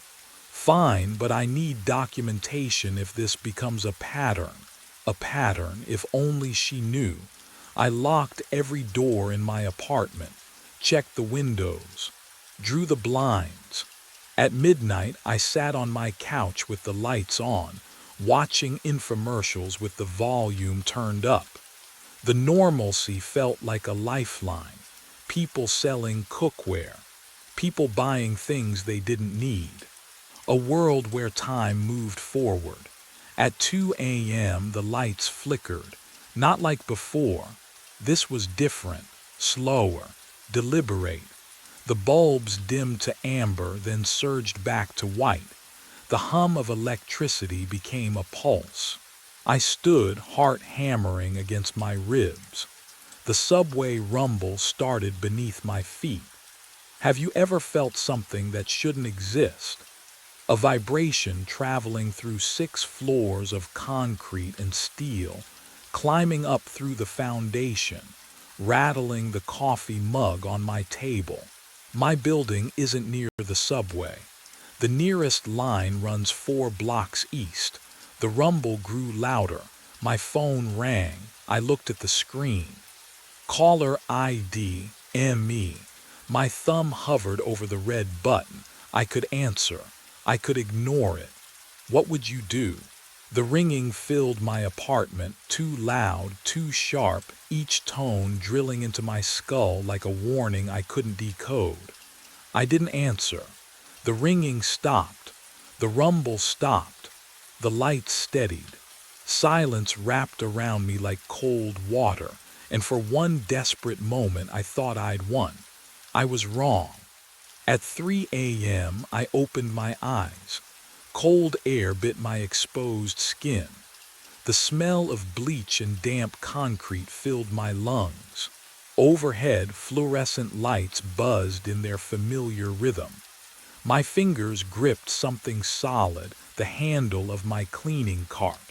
I stood on platform 7, holding my supplies, my uniform still on, my shoes still laced. I had no memory of leaving home, but what I found in my pocket would make me wish I'd answered that call. My hand found it before my mind did. The phone, smooth glass against my palm, still warm, still charged. I pulled it from my pocket under the flickering lights of platform 7, and something inside me snapped. The custodial office was empty at 3:15 in the morning.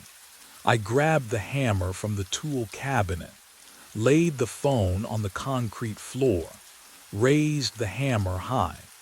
The first strike sent cracks spiderwebbing across the screen. The sound echoed off metal lockers, sharp, final.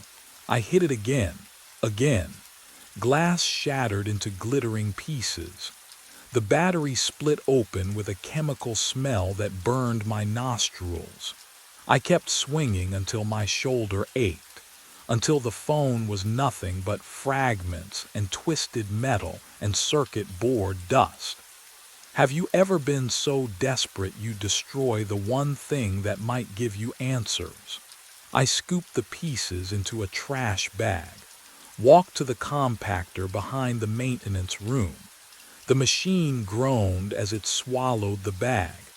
I watched through the small window as the crusher descended, metal grinding against metal, a sound like bones breaking. The bag compressed into a flat, unrecognizable disc. I exhaled for what felt like the first time in hours. The rest of my shift passed in a haze of normalcy I hadn't felt in days. I mopped platform 4, restocked paper towels in the restrooms. Rachel's voice crackled over the radio at 5:30, asking about supply inventory. I answered with steady words, professional, grounded. At 6 a.m., I did my final sweep of platform 7, but what I found there would prove that some things refuse to stay broken. The phone sat on the bench, same spot as always. Screen intact, not a scratch. I picked it up with trembling fingers. Cold, impossibly cold, like it had been in a freezer, not freshly charged. I turned it over.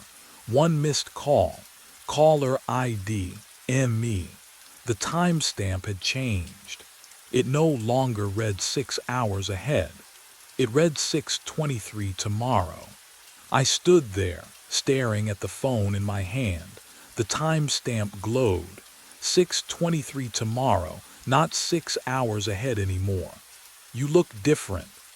The voice came from behind me, rough, like gravel scraped over concrete. I spun around. The homeless man stood 5 feet away. Jerry, I think someone had called him once. He smelled like old newspapers and rain-soaked wool. Different haircut, he said. His eyes didn't blink. But same face. Same name tag. My throat tightened. I don't. Vincent Carver. He pronounced each syllable carefully, like he'd practiced. I remember you. The platform felt colder. Have you ever had someone look at you like they've seen your ghost? That's how Jerry stared. Not at me, through me. You don't know me, I said. I do. He stepped closer. His breath came in short, wheezing bursts. Seen you die 4 times now, always here. Always platform 7. He pointed one yellowed fingernail at the ground beneath our feet. Always at 6:23. My pulse hammered in my ears. The phone grew heavy in my palm. You're confused, I said. I've never, you have. Jerry reached into his coat. The fabric rustled.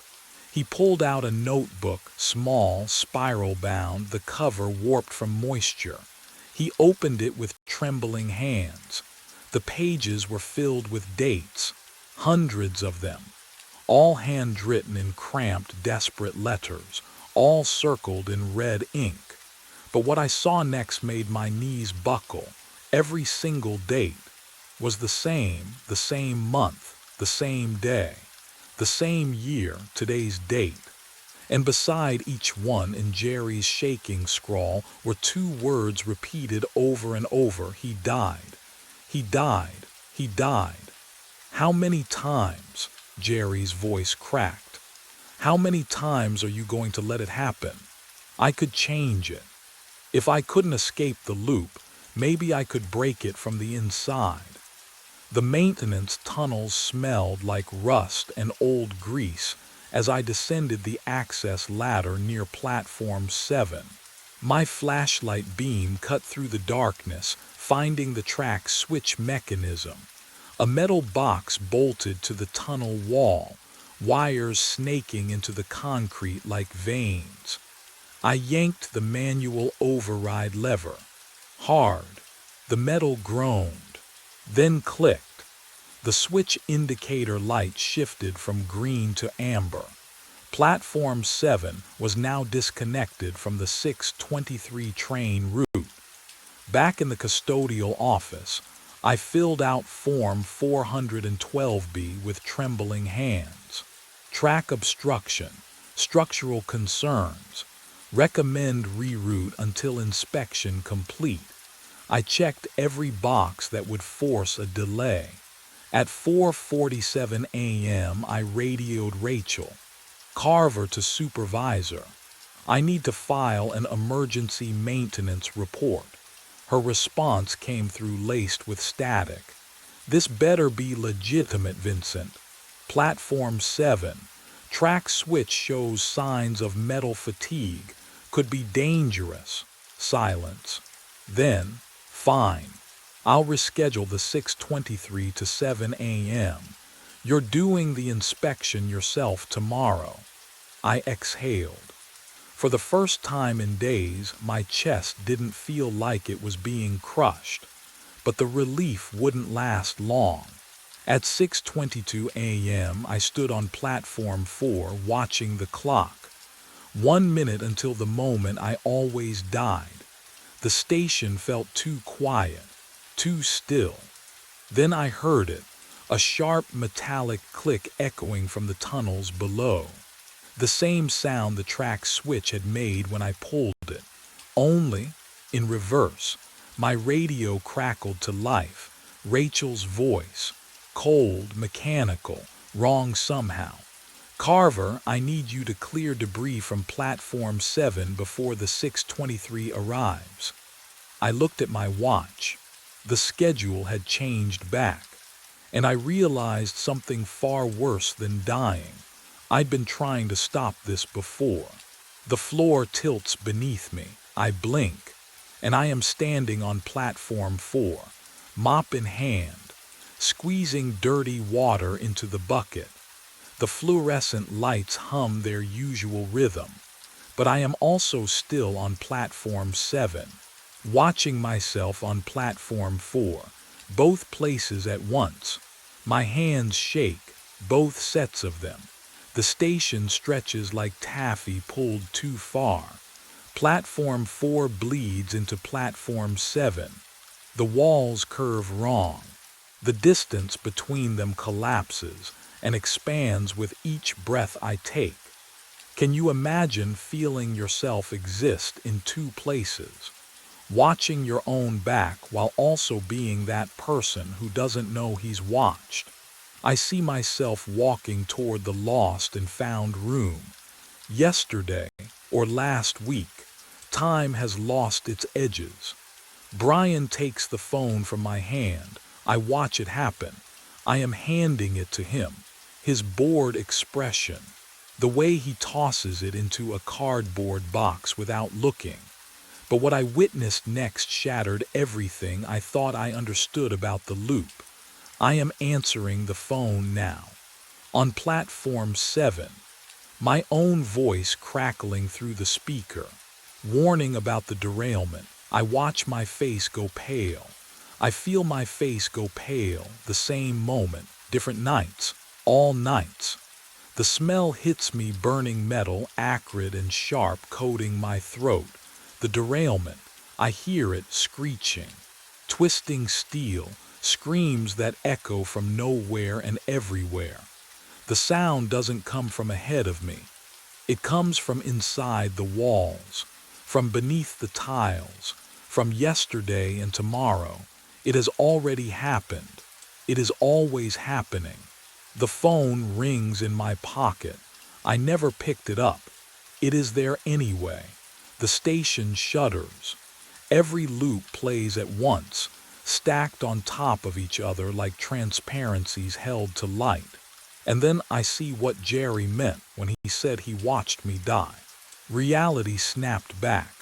One point in time, one body, 6:22 a.m., platform 7. The fluorescent lights above me buzzed their usual sickly hum.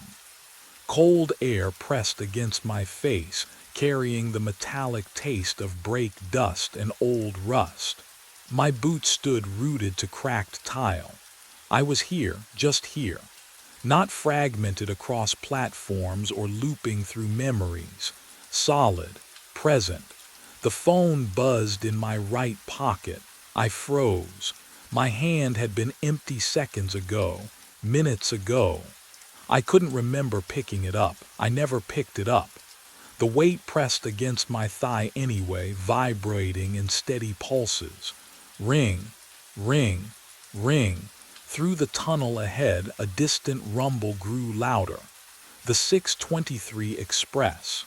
I felt it through the soles of my feet, that familiar tremor climbing up my legs, rattling my spine. Rachel's voice exploded from my radio. Vincent, debris on 7. Clear it now or we delay the whole goddamn morning rush. Static crackled. Her words distorted, repeated. Clear it now, clear it now. The debris sat 15 feet ahead. Metal brackets, coiled wire, the same pile I'd seen for. How many loops? How many times had I walked toward it, bent down, cleared it away? But I didn't know which choice would break the cycle. The train's headlight appeared in the tunnel mouth, a white eye growing brighter. The rails began to sing, that high-pitched metal whine building toward 623. 1 minute, 60 seconds, 3 paths stretched before me like branches splitting. I could board the train, throw myself into its path or through its doors, force something different. I could clear the debris, do my job, follow protocol, let the loop continue. Or I could run, leave the phone behind, abandon the platform, escape whatever held me here. What would you do, knowing every choice might seal you into this moment forever? The phone kept ringing. My own voice waited on the other end, warning me, or lying to me. I didn't know anymore which version of myself to trust. The train was 30 seconds away. The platform trembled. Rachel's static voice repeated clearance demands. My hand hovered near my pocket, near the debris, near the stairwell leading up and out. And that's when I realized the truth. Whatever choice I made at 6:23 had already been made, was always being made, would never stop being made. I reached forward. I pulled the phone from my pocket. The screen glowed against the darkness. The train's headlights swept around the curve, closer now. I could hear the wheels screaming against the rails. I dropped it. The phone clattered onto the tracks, lay there. Still ringing, I stepped back. 6:23. The train hit the phone dead center.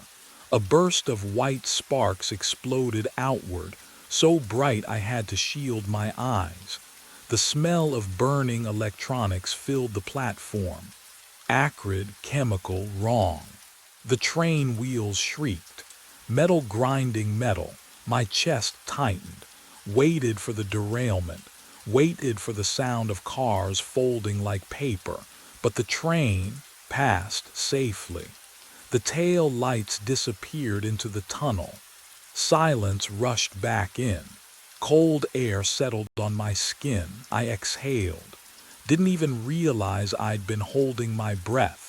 Rachel's voice crackled on the radio. "Carver, morning shift's here, you're clear." My shift ended. I went home, slept for the first time in days. Dreamless, heavy. When I woke, sunlight streamed through my apartment window. Real sunlight. I made coffee, watched the clock, felt normal, but what I didn't know then would change everything. The next night I returned to work, midnight shift. Same routine, same platforms. I told myself it was over, that dropping the phone had broken something, fixed something. At 3 a.m. I walked past platform 7 during my sweep. A phone sat on the bench. I stopped, stared at it. Fully charged, screen glowing in the dim fluorescent light. I picked it up with trembling fingers. One missed call. Caller ID, ME. The timestamp read 6:23 a.m. today, 6 hours from now. The cycle hadn't ended. It had never ended. What would you do, knowing every choice leads back here? Knowing you'll stand on this platform forever, holding this phone, watching that train approach. I pressed the phone to my ear. It was already ringing. On the screen, I never came back out. I rewound it 3 times. Same result. The grainy black and white footage showed me walking toward the storage room door at 4:33 a.m. My hand reached for the handle.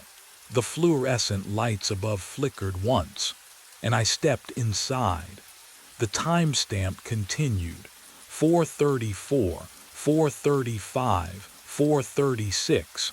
The door never opened again, but I'm standing here right now. My fingers pressed pause. The pharmacy hummed around me.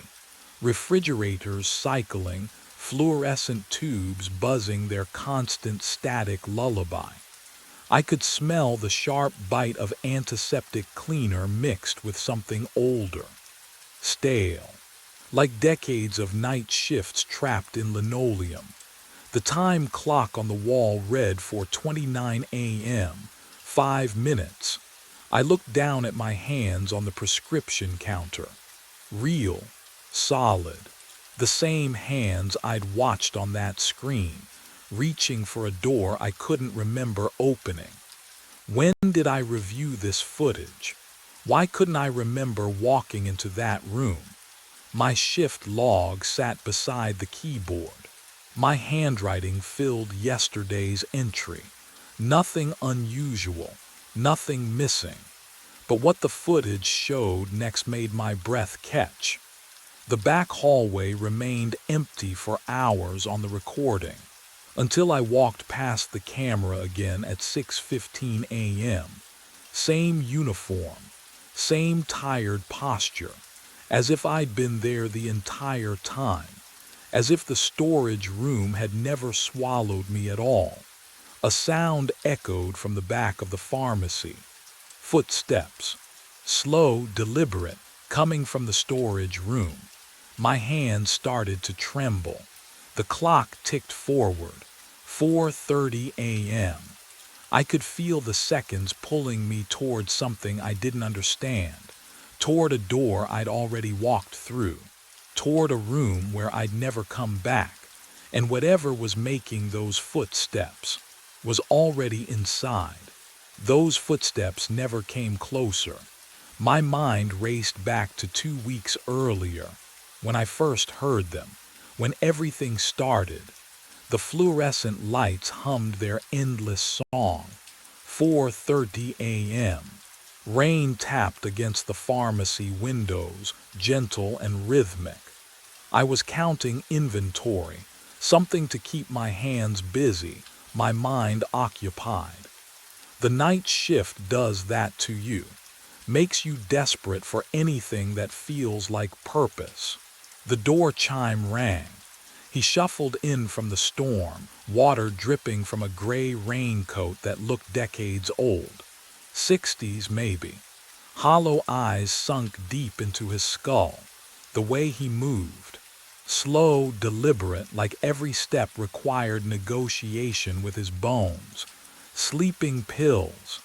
His voice scraped out like sandpaper on wood. Please.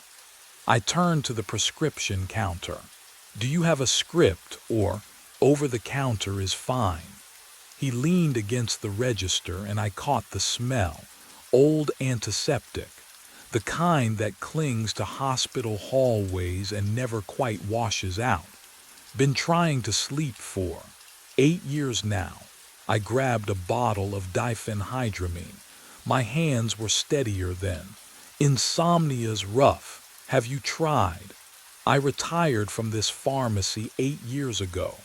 He stared past me at the storage room door. But I never stopped working. The bottle slipped, caught it. I'm sorry. Night shift. He smiled, but his lips didn't move right, too slow, like the expression arrived late. Just like you, Owen Trask. My throat tightened. Can you imagine hearing your own name in a stranger's mouth at 4:30 in the morning? But what happened next would change everything. He reached for his wallet, the signature on his credit card. I saw it before he pulled cash instead. Same as mine, exact spelling. Owen, not Owen, not Ewan, Owen.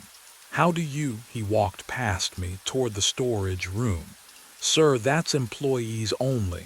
He didn't stop, didn't turn. The door opened. He stepped inside. The fluorescent light inside flickered once, twice, then went dark. I counted to 10, waited for him to realize his mistake and come back out. Silence. I walked to the storage room, pushed the door open. Empty. Shelves of medication. Boxes stacked to the ceiling. No gray raincoat. No man. No back exit. The air inside was cold enough to see my breath. I checked the time clock on my way back to the counter. My fingers traced the fresh punch card. The name printed at the top made my stomach drop. Owen Trask, clocked out at 4:34 a.m., but I was still standing there, and I'd never clocked in anyone else that night. And that's when I realized the storage room door had locked itself behind me. I spent the next morning searching every database. The computer hummed in the back office, screen glow painting my face blue as I scrolled through decades of employee records. My finger cramped on the mouse. Click, scroll, click. The fluorescent lights overhead buzzed like insects trapped in glass. Nothing. No Owen Trask before me. No retirement record. No personnel file. I typed the name again, slower this time, as if precision could conjure proof from digital void. The system returned 0 results. When Denise arrived at 8, I cornered her by the coffee maker. The smell of burnt grounds mixed with her perfume, something floral and synthetic that made my head ache. Did someone named Owen Trask work here before? I kept my voice steady. Maybe 8-10 years ago, she laughed, actually laughed. Owen, honey, you need sleep. Real sleep, not whatever you're doing. I'm serious. A man came in and, you're working too many doubles. She poured her coffee without looking at me. Take tomorrow off. Doctor's orders. The conversation was over. She walked away, heels clicking on linoleum, and I stood there wondering if I'd even spoken aloud. What would you do when no one believes you? I returned to the pharmacy floor, hands shaking as I restocked shelves. My fingers brushed a prescription bottle wedged behind newer inventory. I pulled it free. The label was yellowed, faded. The handwriting was mine. That specific slant on the capital T, the way I looped my O's. But the date read March 7th, 1987. I was not born until 1991. The bottle felt ice cold in my palm. I stared at my own signature, impossible, undeniable, and understood then that something far worse than exhaustion was happening. Someone had been writing my name decades before I existed, and whoever it was, they were still here. I kept the bottle hidden in my pocket for the rest of that shift. The weight of it pressed against my thigh, a constant reminder that something impossible had carved my name into history before I existed. The next night, Mr. Petrov shuffled in at 4:03 a.m. for his insomnia medication. Same as always, but when I handed him the white paper bag, he smiled. "You gave me that same advice last week," he said. "About taking it with warm milk. Worked like a charm." I hadn't seen him in 2 weeks. I don't remember that," I said. He tapped the counter twice. "Sure you do. You were wearing that same blue watch. Told me you got it from your father." My wrist was bare. I'd never owned a watch in my life. He left before I could ask him what he meant. The fluorescent lights buzzed overhead, the only sound in the empty pharmacy. My hands were shaking. What would you do? Would you convince yourself you'd forgotten, or would you start digging? I dug. The time clock hung on the wall behind the prescription counter. I pulled the drawer beneath it, rifling through weeks of punch cards. The paper felt brittle and cold under my fingertips, and there it was. My card showed clock-ins on September 9th and September 12th. I was home both those nights. I remembered. I'd called in sick with a migraine, but the proof contradicted my memory. What I found in the security footage room would unravel me completely. The monitor cast a pale glow across my face as I scrolled backward through hours of recordings. Night after night of empty aisles and flickering lights. The timestamp ticked in the corner. 4:28, 4:29, 4:30, 4:31, 4:32, 4:33. Then, nothing. Static. A gap lasting exactly 60 seconds. When the feed resumed at 4:34, the storage room door stood open. But I never came back out. I checked another night. Same gap. Same open door. Same absence. 5 nights. 7 nights. 11 nights. Every single time.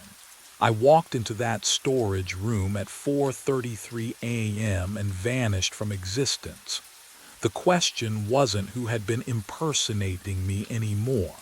The question was, where had I been going? I needed answers the storage room might provide. The door swung open with a groan that echoed too long in the narrow space. Cold air hit my face, not the manufactured chill of the pharmacy's air conditioning, but something deeper, older, the kind of cold that settles in abandoned places. My breath misted in front of me as I stepped inside. The smell struck me next. Antiseptic, but not the sharp chemical tang we used now. This was sweeter, heavier, like hospitals from decades ago. It clung to the back of my throat. Boxes lined metal shelves. Inventory I cataloged every week. And yet, there in the far corner, a filing cabinet I'd never noticed before. Gray metal, rusted at the edges. A lock hung from the top drawer, tarnished brass. My hands trembled as I searched the key ring Denise kept in the office. Most were labeled. One wasn't, small, brass. It slid into the lock with a click that made my stomach drop. The drawer opened with a shriek of metal on metal.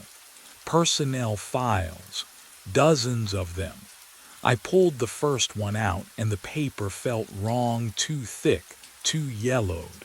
The tab read Trask Owen, my file. But the higher date said 1962. I grabbed another. Trask Owen, hired 1971. Another, 1983, 1992, 2001, 2009, 2015. 7 files, 7 Owen Trasks, all assigned to night shifts. My pulse hammered in my ears as I opened each one. The handwriting on every application was identical. My handwriting, the same slant, the same loop in the capital T, the same pressure on the pen. But what I found at the bottom of each file made my vision blur. No termination date, not one.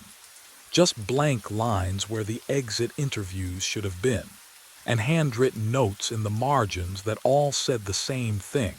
Still here. I palmed the amphetamines from aisle 3 at 2:30 a.m. The bitter taste dissolved under my tongue, chemical and sharp, burning as it went down. If sleep was the trap, then I wouldn't sleep. Simple. Can you blame me? The fluorescent lights began to hum differently around 3:15. Higher pitched. Wrong. I blinked and Mr. Petrov stood at the counter, except I hadn't heard the door chime. His lips moved, but the words arrived 2 seconds delayed like a badly dubbed film. My prescription, he said. I handed it to him. My fingers trembled. He flickered. There one moment, gone the next. The bottle sat on the counter where his hand should have been. The amphetamines sharpened everything into crystal edges. Every sound scraped against my eardrums. The refrigerator hummed. My own breathing. Footsteps I couldn't locate. I pressed my palms against the cool laminate counter to anchor myself to something solid, something real. At 3:45, Movement caught my eye outside the front window.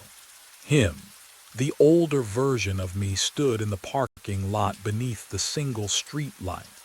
His mouth moved in desperate shapes, warnings I couldn't hear through the glass. His hollow eyes locked onto mine, and I saw decades of exhaustion carved into his face. He pointed toward the clock, then at me, then at the storage room. I looked away. When I looked back, he was gone. What I saw at 4:15 broke something fundamental inside me. Behind the prescription counter where I stood, another version of me sorted pills into orange bottles. Same white coat, same tired posture, same everything. He worked as though I didn't exist, counting tablets with methodical precision. I couldn't move, couldn't breathe. He looked up and met my eyes. Neither of us spoke. But the real horror was this: I couldn't remember which one I was. At 4:27 a.m., I made my choice. If I walked into that storage room every night at 4:33, then I would go in early, before the cycle, before whatever mechanism pulled me through that door could activate. The amphetamine still buzzed in my blood as I pushed through the storage room entrance. The air inside hit me like stepping into a freezer, not the normal chill, but something deeper, bone cold. The door clicked shut behind me. I reached for the handle. My fingers closed around smooth wall. No, I spun around. The door was gone. Just cinderblock painted institutional beige, unbroken from floor to ceiling. I pressed my palms against it, searching for a seam, a crack, anything. But the wall was solid, real. My breath came faster, fogging in the frigid air. The clock on the opposite wall read 4:34 a.m. Impossible. I'd entered at 4:27. I watched the second hand. It didn't move. Frozen. But I could hear my watch ticking on my wrist, could feel time passing in the drum of my pulse. And then, sounds from beyond the wall. The pharmacy was still operating. I heard the register drawer slide open, the soft beep of the scanner, footsteps on linoleum, my footsteps, that familiar rhythm of pacing behind the counter. Someone was working my shift. Would you believe me if I told you I started laughing? The sound came out cracked, desperate. I tried to break the cycle by hiding inside it, and instead I'd locked myself in the very heart of the anomaly. The storage room wasn't where I disappeared to, it was where I'd always been. What I'd realized as the temperature dropped another impossible degree chilled me worse than the air. If the pharmacy was still running outside these walls, then what version of me was working the counter? And how many of us were trapped in here with me? I heard the breath first, not my own, someone else's. Slow and ragged like air pulled through damaged lungs. The temperature dropped another 10 degrees. I felt it bite through my shirt, sink into my chest. He stood in the corner where no corner should exist. The older man, the one who'd asked for sleeping pills 2 weeks ago, hollow-eyed, exhausted, wearing the same Medi-Quick vest I had on but decades more faded. "You're starting to remember now," he said, his voice scraped like rust. "Aren't you?" "Remember what?" My own voice sounded thin, desperate. "The shift." He stepped closer. The smell of old antiseptic rolled off him, that same wrong smell that had lived in this room for weeks. "It never ends, Owen. We clock in, but we never clock out." My pulse hammered in my throat. "We," echoes. He pressed his palm against the cinder block where the door used to be, His hand left no warmth. All of us, the same person, trapped in the same infinite shift. I wanted to laugh, to scream. Can you imagine hearing that? That you're not even real anymore. That's insane. You died 8 years ago. His eyes locked onto mine, dead calm. Robbery, 4:34 a.m., right out there at the counter. The floor seemed to tilt beneath me. But what he said next made everything worse. The pharmacy absorbed you, he continued, pulled you in. You've been working ever since, forgetting every time the loop resets, forgetting you're already gone. He smiled, but there was no comfort in it, only resignation. Retirement doesn't exist for us. My knees buckled. I braced against the shelf, metal bit into my palm, cold and real. No, I'm alive. I drove here tonight. I did you. He tilted his head. Or do you just remember driving here? The question hung in the frozen air, and I realized I couldn't answer it. I clawed at the storage room walls until my fingernails split. The concrete was ice cold, slick with something that smelled like formaldehyde and rust. My breath came in ragged gasps. The wall gave way to a door I hadn't seen before. The pharmacy counter stretched before me. Fluorescent lights hummed overhead. The time clock read 4:29. I spun around, ran back through the door. It opened too. The counter again. Same humming lights, same frozen time. What would you do? When every exit leads to the same beginning. I tried 7 more doors: storage room, break room, bathroom. Each one dumped me behind that counter like a skipping record. My legs buckled. I crawled to the security monitor, hands shaking so badly I could barely press the rewind button. The screen flickered. Multiple feeds displayed simultaneously, different dates, different angles. And there I was, 12 versions of me, some younger, some grayer, all wearing the same vest, all stocking the same shelves at 4:32 a.m. across nights that spanned decades. But what I saw next would shatter everything I thought I understood about the loop. I scrolled back, further, 8 years to the night I supposedly died. The timestamp read 4:33 a.m. A figure in a black hoodie entered frame, moving toward the register. I watched myself, the me from 8 years ago, look up from the pill bottles. The robber raised a gun. My younger self lifted his hands, said something. The robber stepped closer into the light of the fluorescent fixture overhead. I pressed my face to the monitor. The hoodie fell back. No. The robber's face was mine, hollow-eyed, ancient. The same face that had just told me I was dead.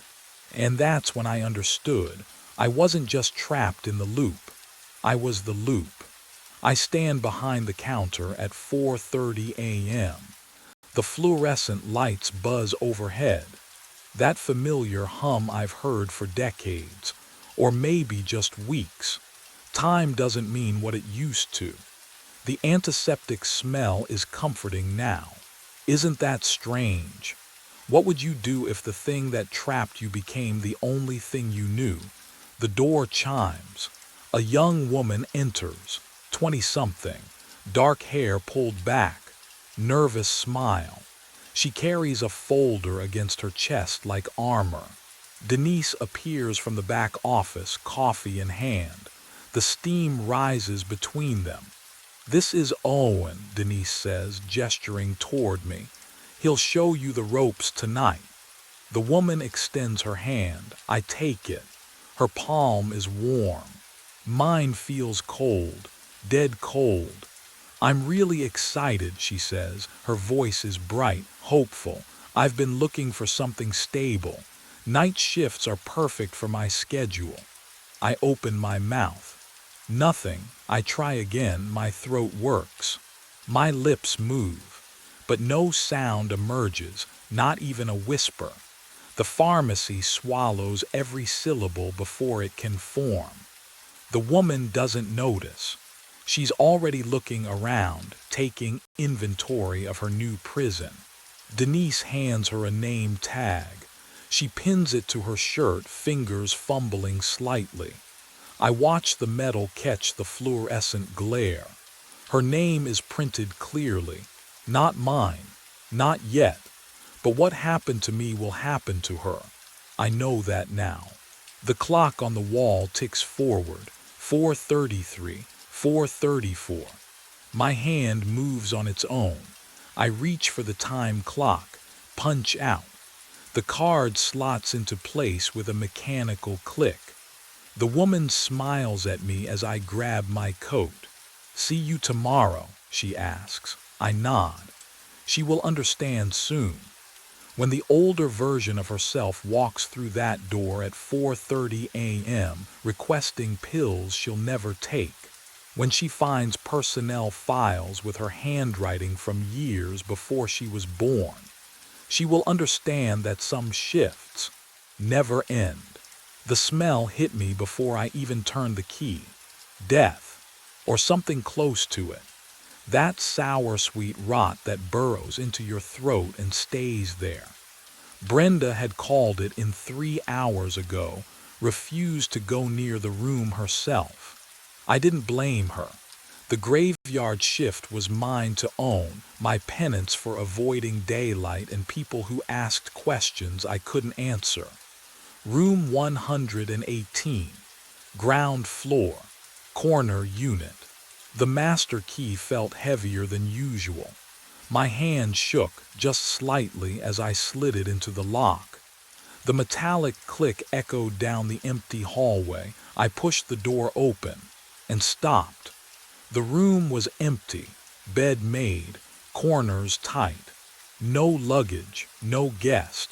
The smell should have been overwhelming in here, but it wasn't. It was faint, wrong, like it was coming from inside the walls instead of the air. I stepped inside. The carpet muffled my footsteps. Too quiet. The kind of silence that makes you hold your breath without meaning to. That's when I saw the bathroom mirror. Condensation covered the glass in a thick fog, droplets sliding down in slow trails. But the room was cold. No steam. No shower running. And in the center of that wet surface, someone had traced words with their finger. I'm still checked in. Don't enter after midnight. My pulse hammered in my ears. Who writes a message? In an empty room. I grabbed a towel and wiped the mirror clean. My reflection stared back, pale and exhausted. Just my imagination, I told myself. Just another reason I shouldn't work nights. But what I found when I returned to the front desk would prove that some warnings aren't meant to be ignored. I pulled up the guest log on the computer. Room 118. Occupied. Checked in 13 minutes ago. The name on the screen was mine. My hand hovered over the phone. The receiver felt heavier than it should, cold plastic slick against my palm. Room 118 shouldn't be occupied. The bed was made. The room was empty, but the computer doesn't lie. I dialed the extension. 118. The line clicked open before the first ring finished. No greeting, just breathing, wet, labored like someone drowning on dry land. "Hello," my voice cracked. "This is the front desk. I need to verify." The breathing stopped. Silence pressed against my ear, thick and waiting. Then a voice came through. My voice. Same flat Oklahoma accent. Same tired rasp from too many graveyard shifts. "You weren't supposed to open that room." My throat closed. I couldn't breathe, couldn't move. I've been dead in the walls for 6 months, the voice continued, calm and patient. Now you let me out. The line went dead with a soft click. I dropped the receiver. It swung by its cord, tapping against the desk in a slow rhythm. The stale coffee I'd poured an hour ago had gone cold, but I could smell something else now. That chemical odor from 118 seeping down the hallway. Formaldehyde. Rot. Something preserved but decaying anyway. Can you imagine hearing your own voice tell you you're dead? But what happened next made my blood turn to ice. Down the hallway, past the vending machines and the ice dispenser, a door opened. Not a quick motion, slow, deliberate. The hinges creaked in the empty silence. Then footsteps, heavy, steady, coming toward the lobby. I stared at the security monitor.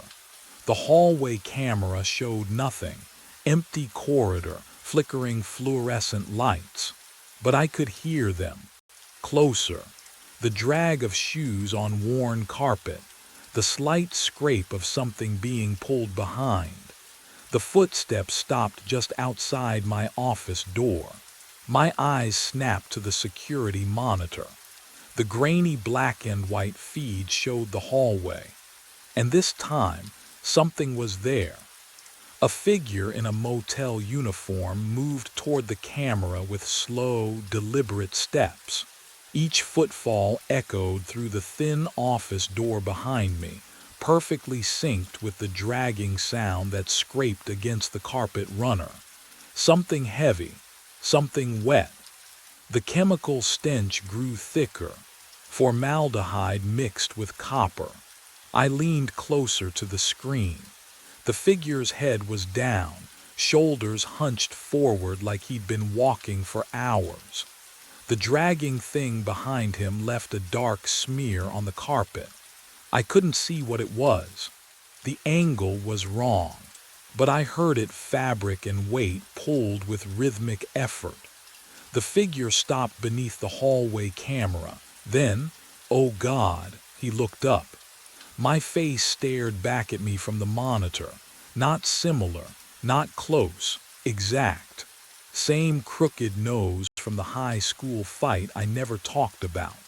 Same scar through my left eyebrow. Same expression I wore when I was too tired to fake being okay.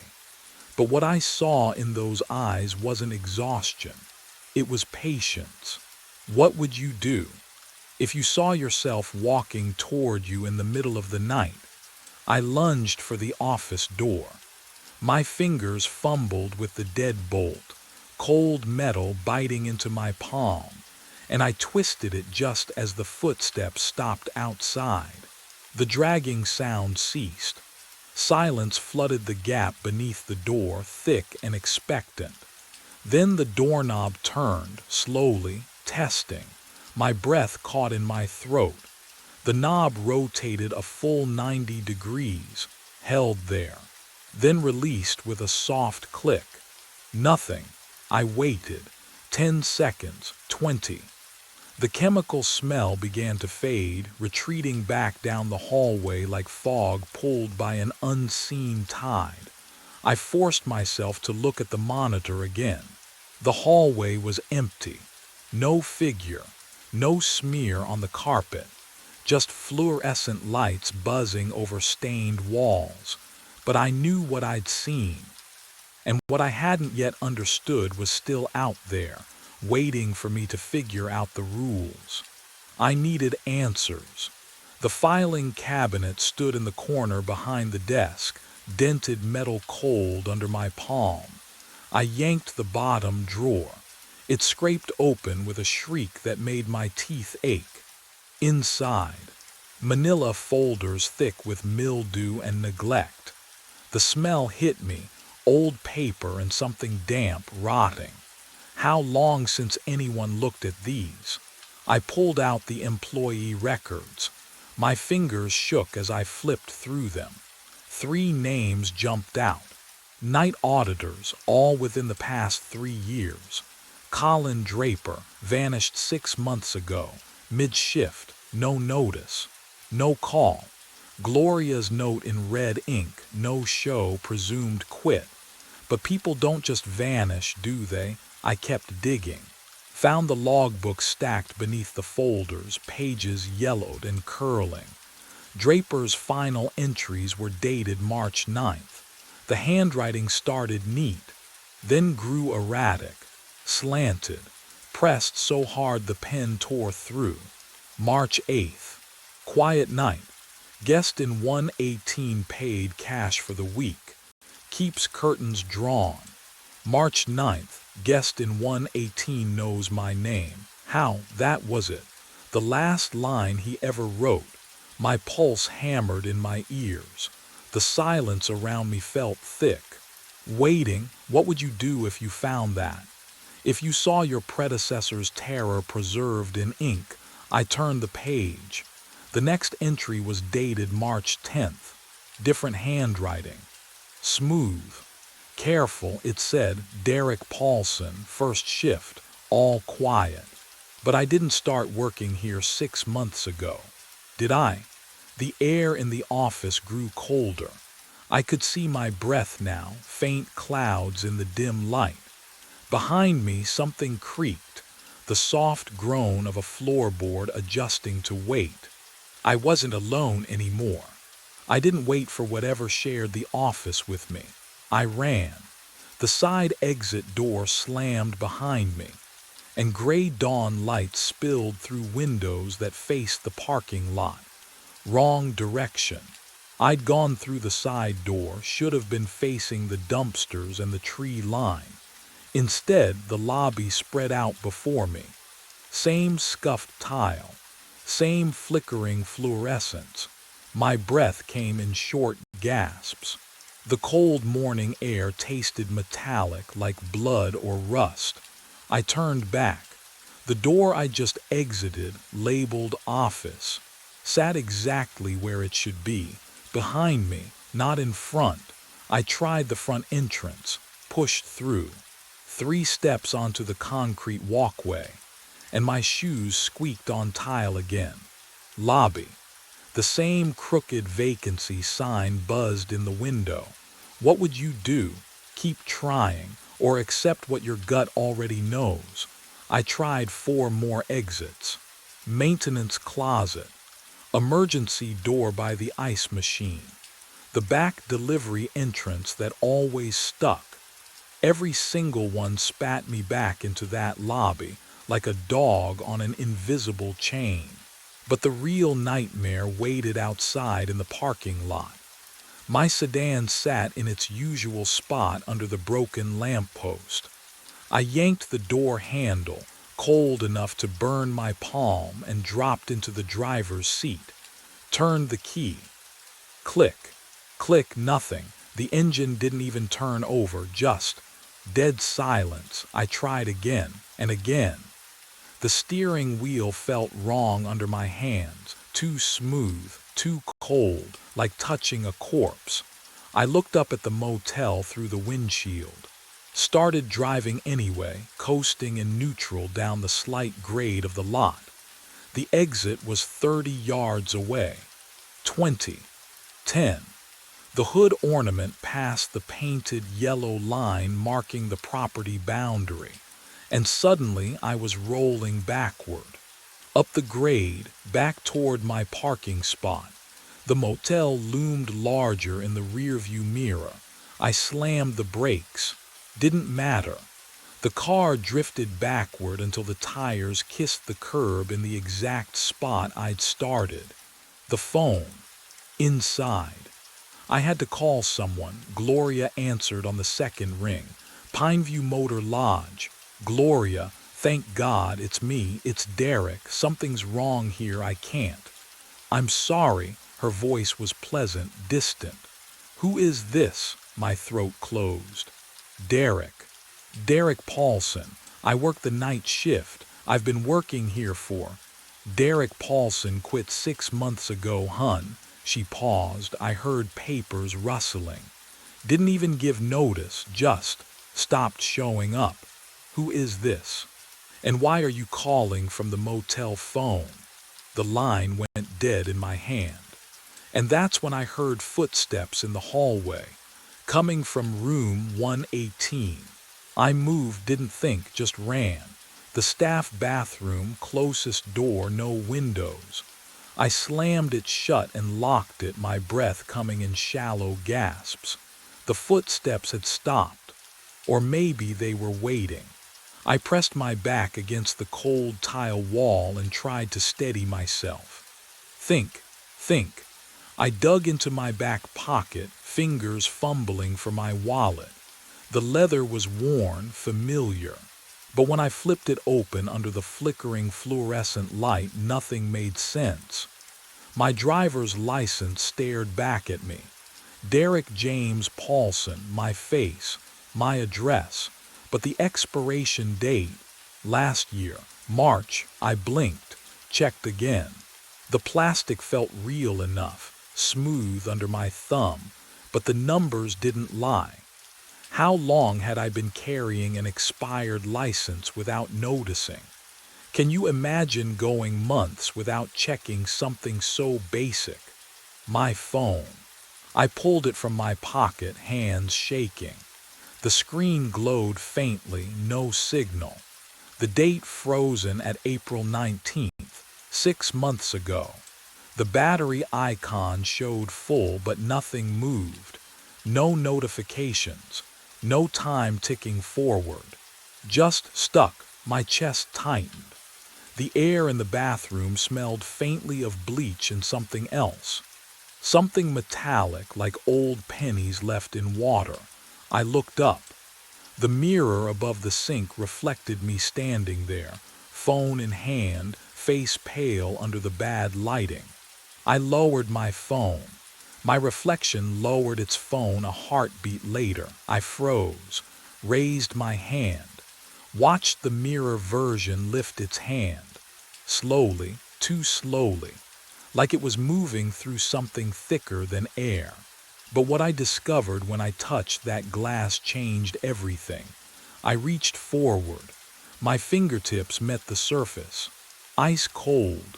No colder than ice. The kind of cold that burns. I pulled back. My reflection stayed pressed against the glass. And then it smiled. I wasn't smiling. The thing wearing my face widened its grin, and its lips began to move, forming words I couldn't hear through the glass. I ran. The bathroom door slammed behind me, and the fluorescent hallway lights flickered once, twice, then steadied into that sickly yellow glow. My shoes squeaked against the linoleum. Too loud. Everything was too loud. My breathing. My heartbeat. The hum of the ice machine at the end of the corridor. Behind me I heard it.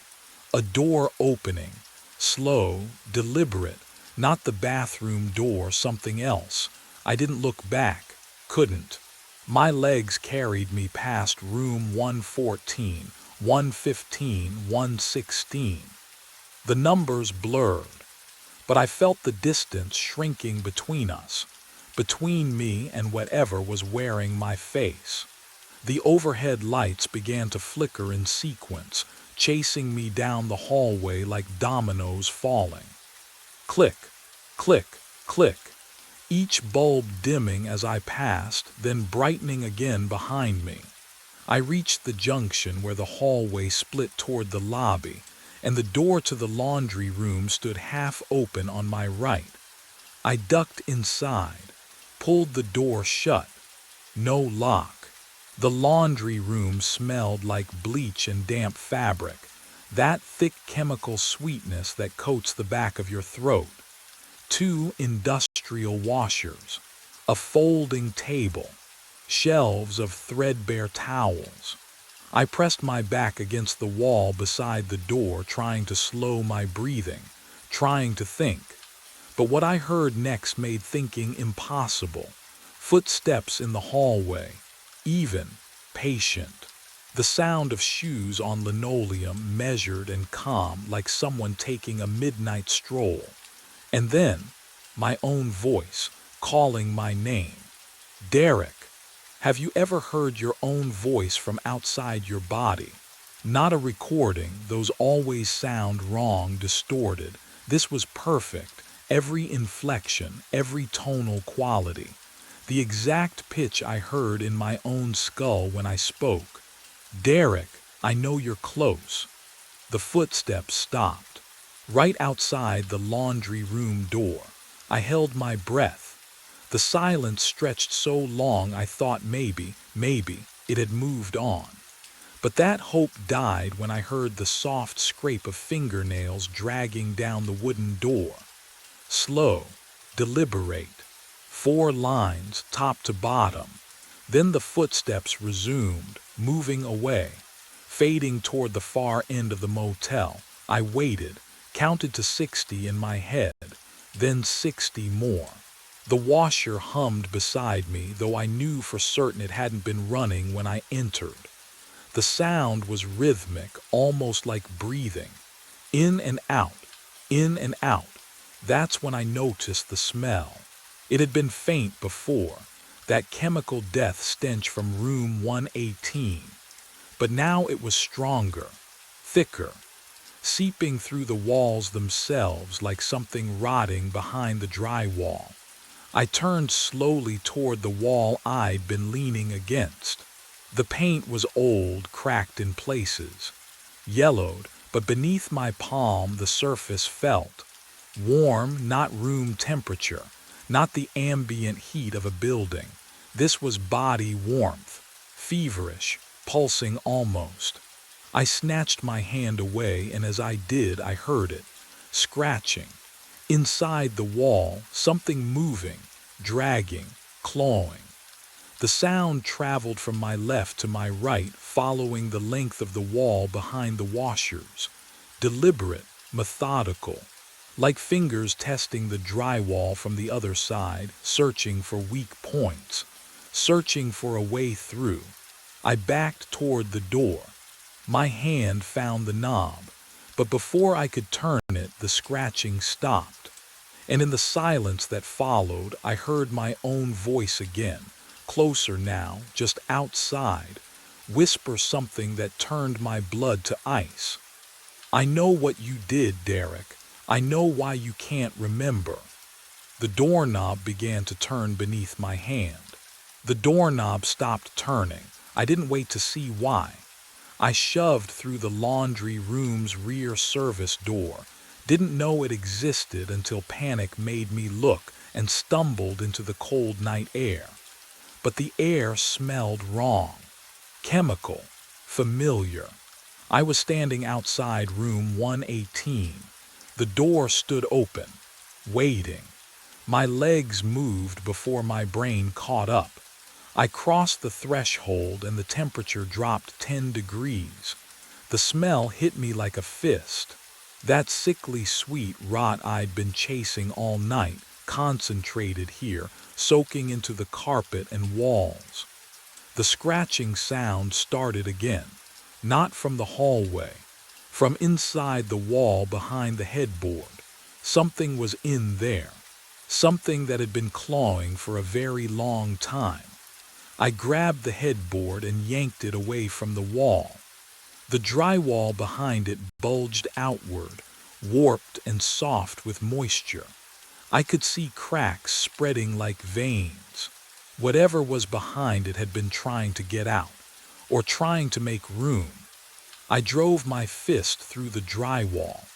It gave way with a wet crunch, and the smell that poured out made me gag.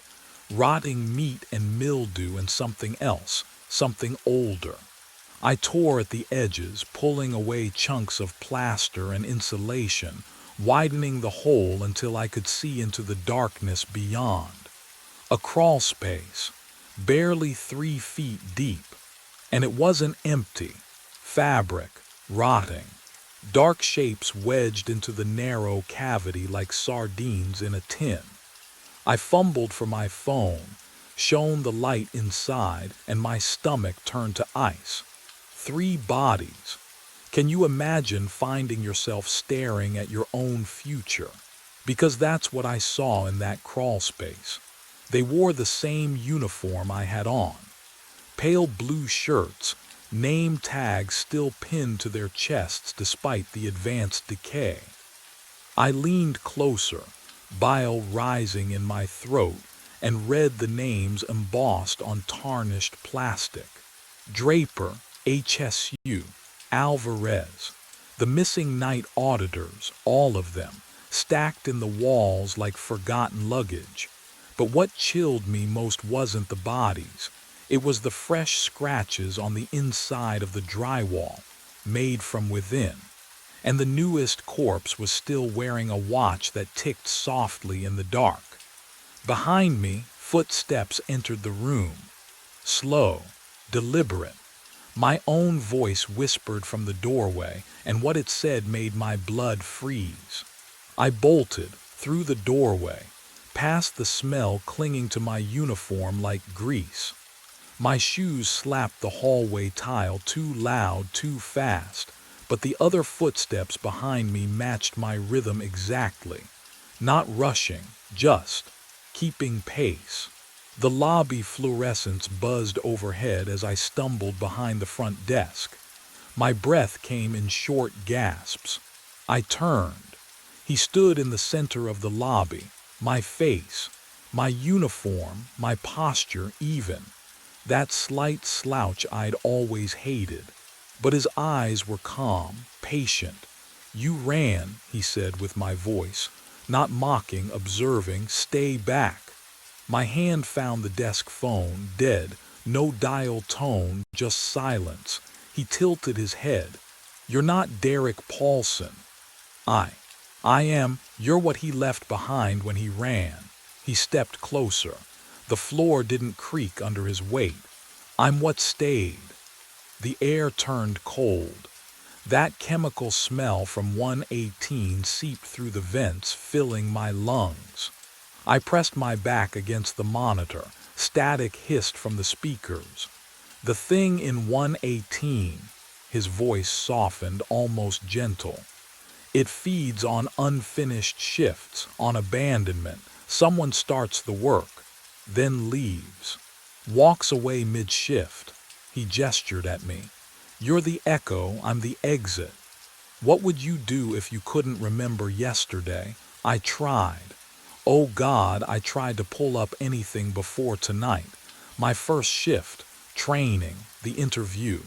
Where I lived, my mother's face. My childhood bedroom, nothing, just the desk, the keys, the hallway, an endless loop of fluorescent light and rotting air. "You've been here 6 months," he whispered, repeating the same 8 hours, trying to finish what he abandoned. But the real horror was what he said next. I woke with my cheek pressed against the front desk. Sunlight. Real sunlight streaming through the office window, warm and gold. The fluorescent buzz had stopped. Morning sounds filtered in from the parking lot. Car doors, an engine turning over, a crow cawing somewhere distant. My mouth tasted like stale coffee. My neck ached. 8:03 in the morning. The door chimed. Gloria Finch breezed in carrying her thermos and clipboard, keys jangling on her belt. She smiled, the first genuine warmth I'd seen from her in. "How long?" "Derek, you look exhausted, hun." She set her things down, glanced at the logbook. "Another quiet night." I stared at her. She looked normal, real. Her perfume smelled like lavender, not chemicals. "Yeah," I heard myself say. "Quiet." She nodded, already distracted by paperwork. I turned to the computer. My hand shook as I pulled up the schedule. 6 months. 6 solid months of night shifts under my name. Never missed. Never late. Perfect attendance from October 5th through today, April 9th. My throat tightened. I clicked through to room status. 118 blinked on the screen. vacant, green. Available. The notes section showed nothing. No complaints, no incidents. Vacant for months according to the maintenance log. But what I'd seen in that crawl space hadn't been a dream. "You feeling okay?" Gloria's voice cut through my thoughts. "Fine." The word came out flat. She studied me for a moment, then shrugged. "Well, get some rest. See you tonight." Tonight I stood, gathered my jacket, walked toward the exit, and then I smelled it. Faint. Underneath Gloria's lavender. Underneath the morning coffee brewing in the break room. Something sweet and rotting clinging to my uniform, to my skin. The smell from 118. I looked back at the desk, at the empty hallway beyond, at room 118's door, closed and silent at the end of the corridor. Gloria hummed softly, filling out forms. The sunlight felt cold now. I stepped outside. The parking lot stretched before me, familiar and endless. My car sat in its usual spot. I reached for my keys. Can you imagine walking toward freedom and knowing deep in your bones that you'll never reach it? I opened the car door, started the engine, drove toward the exit, and when I blinked, I was back at the desk, cheek pressed against cold laminate, sunlight streaming through the window. 8:03 in the morning. The door chimed. Gloria walked in, smiling. The photo shouldn't exist, but there it is, lying in the center of 8 pallets arranged in a perfect circle. The frame is the cheap black plastic one from my kitchen counter. The picture inside shows Kelly and Amy at the breakfast table, morning light through the yellow curtains, Amy holding up a crayon drawing. I took that photo yesterday, on my phone. It never left my phone. The concrete floor is ice cold through my boots. The warehouse stretches 200,000 square feet around me, fluorescent lights buzzing overhead, casting everything in sickly white. Diesel fumes mix with cardboard dust, the smell I've breathed for 6 years. But tonight it smells wrong, metallic, like blood before you taste it. I crouch down, pick up the frame, still warm. My hands start shaking. I check my phone. The photo is there, right where it should be. Taken at 7:23 a.m. yesterday, never sent, never printed. I look at the frame again, at my wife's smile frozen behind scratched plastic, at my daughter's gap-toothed grin. Someone was in my house. Someone printed this. Someone has been here, but what I still didn't understand yet was that someone was me. Behind me, a forklift roars to life. The sound rips through the silence like a chainsaw.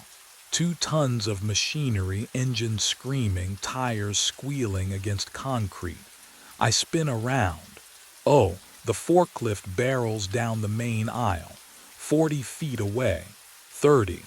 The overhead cage rattles, forks lowered like tusks. And I see the driver. And no, it's me. Same warehouse jacket, same boots, same face, but the eyes are black, completely black, vacant, empty. The thing wearing my face doesn't blink, doesn't swerve, doesn't slow down. It drives straight toward me. And what happened in the next 3 seconds would determine if I ever left this warehouse alive. My mind raced back 3 weeks before the photograph, before the black-eyed thing wearing my face. The shift started like any other. 10 p.m. I clocked in at Midwest Logistics, my footsteps echoing across 200,000 square feet of concrete and darkness. The fluorescent lights overhead buzzed their familiar hymn. I was alone, always alone on graveyard shift since Rick Salazar quit. I liked it that way. The first few hours passed in rhythm. Forklift, scan, stack, repeat. The smell of diesel and cardboard clung to my clothes, my skin, the back of my throat. Cold air leaked through the loading dock seams, winter pressing against metal walls. Around 4 a.m. I heard it, a forklift engine, running hard. The sound came from the far side of the warehouse, near the damaged goods section where the lights barely reached. The beeping, that reverse warning beep, echoing between the aisles, but I was the only one here. I set down my scanner, listened. The engine roared, then idled, then roared again. Someone was operating a machine in my building. I grabbed my flashlight and started walking. My boots scraped concrete. Each aisle I passed, the beam cut through towers of pallets stacked 15 feet high. Shadows danced. The forklift sound grew louder, closer, then suddenly stopped. Complete silence. I walked faster, checked every machine in the fleet. 12 forklifts, all parked in their charging stations. I pressed my palm against each engine block. Cold, every single one. But that wasn't the strangest part. What I didn't know then, what I wouldn't discover until the security footage, was that at exactly 3:47 a.m., something had started watching me back. I found the circle just past dawn. The damaged goods section smelled like diesel and wet cardboard. I'd been avoiding it all night, but something pulled me back there. The fluorescent lights buzzed overhead, flickering in that way that makes your skull ache. 8 pallets, arranged in a perfect circle. My boots stopped on cold concrete. The pallets were identical. Wooden, standard size, nothing special. But the precision. Can you imagine standing there, staring at geometry that shouldn't exist in a place like this? Each one spaced exactly the same distance apart. Each one turned at the exact same angle. Inside the circle, boxes were stacked. Not random, deliberate. They spelled my name. Marcus. My hands started shaking. I pulled out my phone and called Darren. He answered on the 5th ring, voice rough with sleep and irritation. "This better be good. You need to come in." My voice didn't sound like mine. Some things just come in. He arrived 20 minutes later, boots echoing across the warehouse floor. He looked at the circle, looked at me, sighed like I'd wasted his time. "So you got creative on the night shift." "I didn't, Marcus." He pulled out his phone, thumbed through screens. Access logs. Building was locked from 11 p.m. to 6 a.m., just you. Nobody else swiped in. He looked up. Just you. The boxes with my name stared back at us. "I didn't do this." Darren's jaw tightened. For just a second, something flickered behind his eyes, not confusion, recognition. "Go home," he said. "We'll talk Monday." He walked away before I could argue, leaving me alone with the circle and the cold certainty settling in my chest. But what the logs didn't show, what neither of us could explain yet, was how the pallets were still warm when I touched them. Darren didn't leave. I heard his boots scrape concrete behind me as I touched the warm pallets, and when I turned, he was staring at his phone with the expression of a man who'd found exactly what he feared. "Come with me," he said. The office smelled like burnt coffee and printer toner. Darren pulled up the security software on his desktop, fingers moving too quickly, like he'd done this before. The monitor's glow made his face look hollow. 3:47 a.m., he muttered, scrolling through the timeline. Always 347. Always the footage loaded. Black and white. Wide angle from camera 7 overlooking the damaged goods section. For a few seconds, nothing moved except the timestamp in the corner. And then I walked into frame. My throat tightened. On screen, I moved with perfect efficiency. No hesitation. I lifted the first pallet and carried it to the center of the aisle, set it down, returned for the next one. My arms swung at mechanical angles. My head never turned. 32 minutes of this, lifting, walking, arranging, and my face. Oh God, my face was completely blank. That's not, I started, but my voice cracked. Darren fast-forwarded. The timestamp blurred, but on screen I never stopped, never slowed. At 4:19 a.m. I placed the final pallet, stepped back to examine the circle, then walked out of frame. 2 minutes later, I re-entered and stacked the boxes spelling my name. But the strangest part hadn't even registered yet. I don't remember any of this, I whispered. Darren paused the video. My face filled the screen, caught mid-turn. My eyes were open, focused on something beyond the camera, beyond the warehouse. Take the week off, Marcus. I was here. I was awake. I'd take the week. He ejected a thumb drive from the computer and pocketed it before I could ask why he was keeping a copy. His hand shook just enough for me to notice. Go home to your family, Darren said, not meeting my eyes. And whatever you do, don't come back at night. The drive home should have taken 20 minutes. I don't remember any of it. When I pulled into my driveway, the dashboard clock read 11:15 a.m., but the last time I'd looked, it was 9:30. Somewhere, I'd lost an hour and 45 minutes. The house smelled like coffee and cinnamon toast.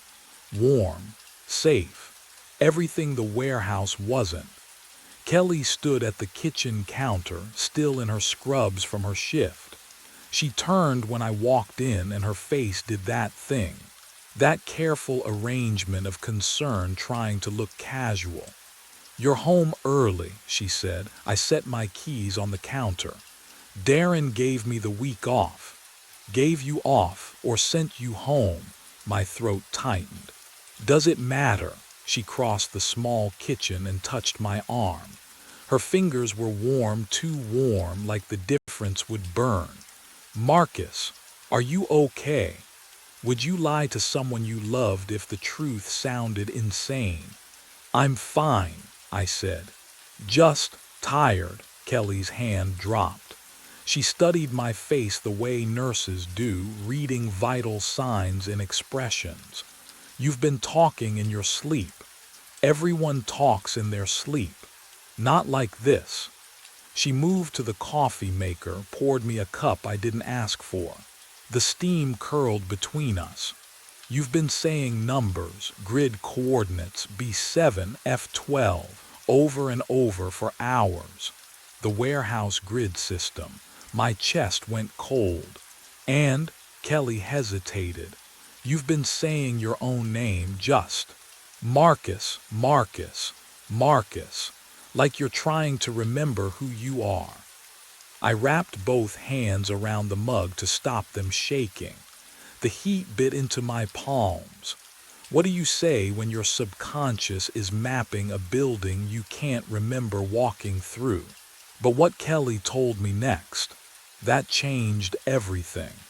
Before I could answer, Amy padded into the kitchen in her sock feet, clutching a piece of construction paper. 8 years old, dark hair tangled from playing. She saw me and smiled, but it didn't reach her eyes. Daddy, you're home. Hey, sweetheart. I crouched down, tried to smile back. She held out the paper. I drew you. The drawing was in crayon, simple. A stick figure man standing in the middle of the page. Around him, carefully colored rectangles formed a perfect circle, 8 of them. Inside the circle, letters spelled out in wobbly child handwriting. Marcus. My hands went numb. That's really good, Amy. You were at work, she said quietly. I saw you. Kelly's breath caught. Amy, honey, you've never been to Daddy's work. Amy looked up at me. Her eyes were too old, too knowing. I saw him last night, she whispered. In my dream, he was building something, and he couldn't stop. I parked behind the warehouse at 2 a.m. Darren told me not to come back. Kelly wanted me home. I came anyway. The fluorescent lights hummed above empty loading docks, casting their sick yellow glow across 200,000 square feet of nothing. Diesel and cardboard, always that smell. I walked the aisles alone, checked the damaged goods section. No new circles, no pallets spelling my name, just silence, and the cold concrete under my boots. Around 3:30 I found it. A pallet near the back corner. Single box on top, and resting on that box, a wedding ring. My wedding ring. I looked at my left hand. The ring sat there, right where it always was. Gold band scratched from 8 years of marriage and manual labor. I rubbed my thumb over it, still there, still solid. But what I'd seen across the warehouse couldn't be denied.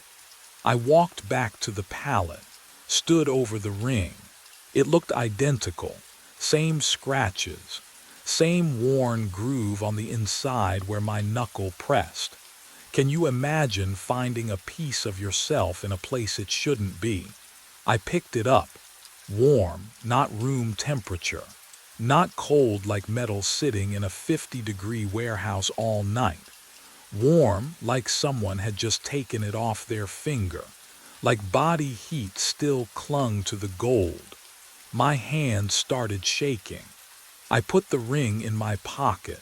The weight felt wrong, too heavy. Like carrying proof of something impossible. 4 a.m. arrived with a sound I'd been dreading. The forklift.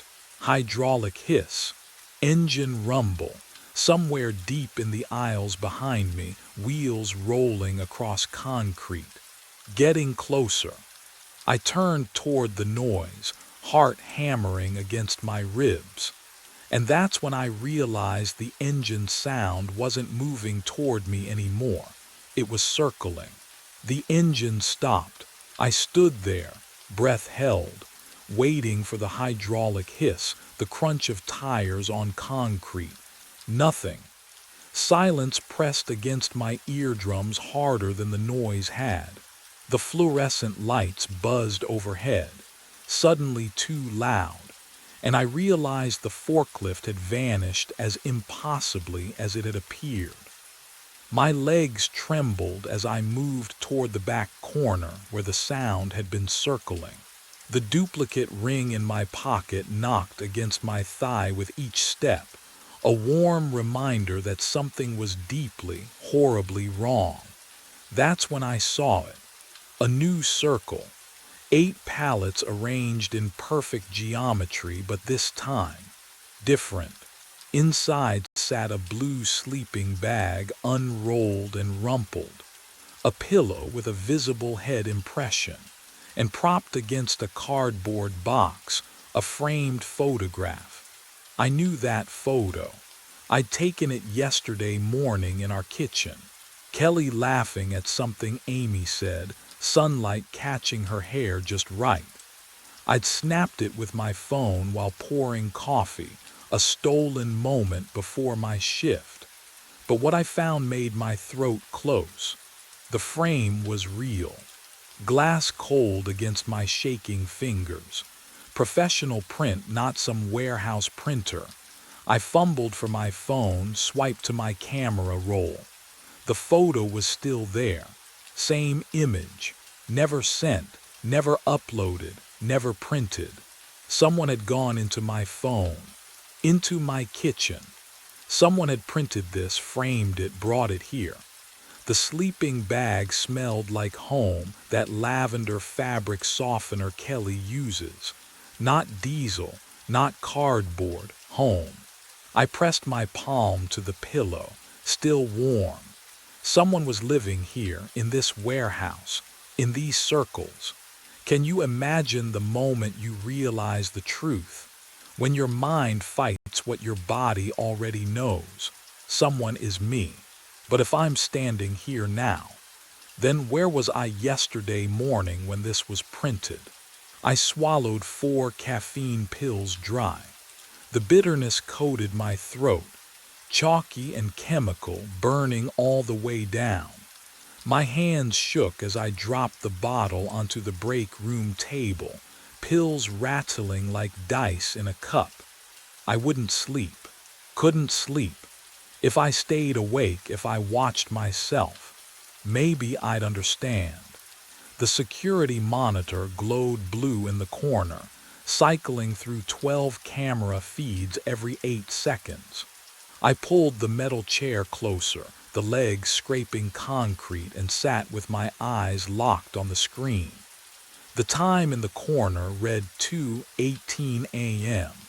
1 hour and 29 minutes until 3:47. What would you do? If you knew the exact moment you'd stop being yourself, would you watch it happen?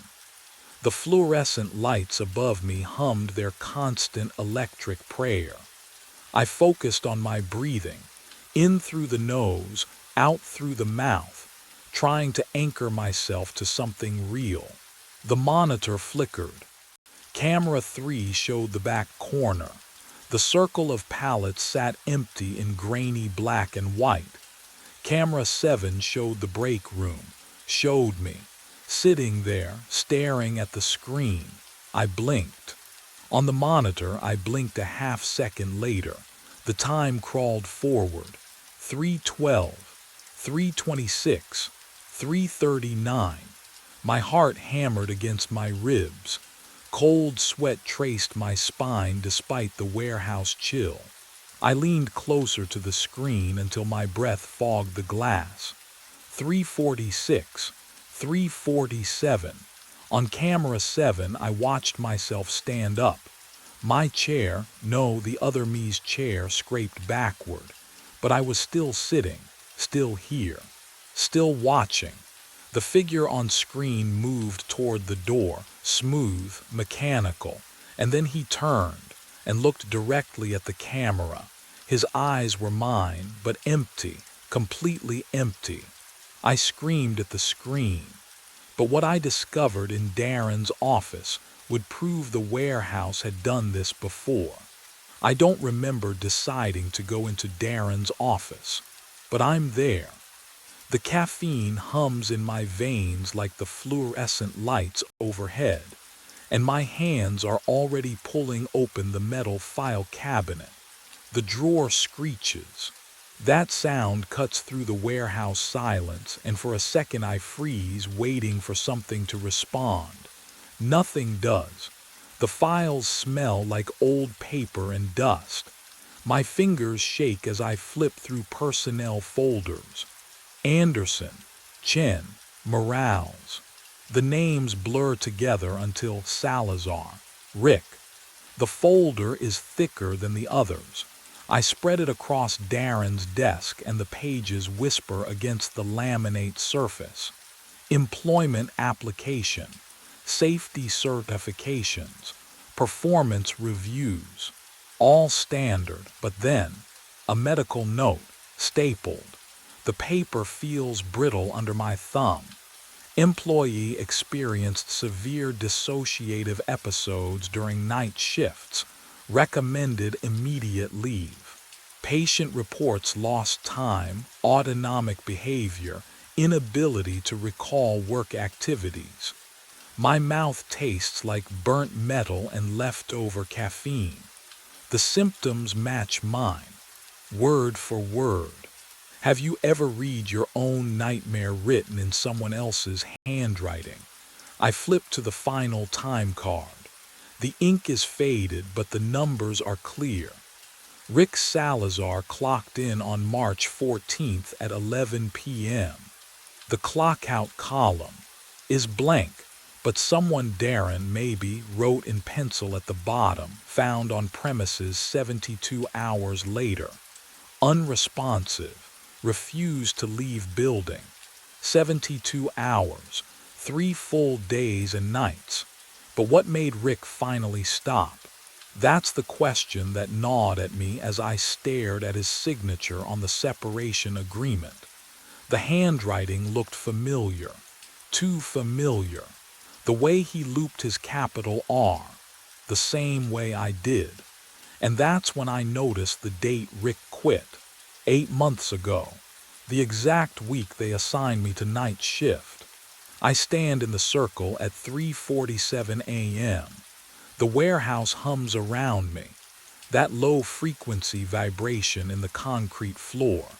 I feel it in my teeth, in my bones. The forklift keys dig into my palm, sharp and real. The smell of diesel and cardboard wraps around me like a blanket I never asked for.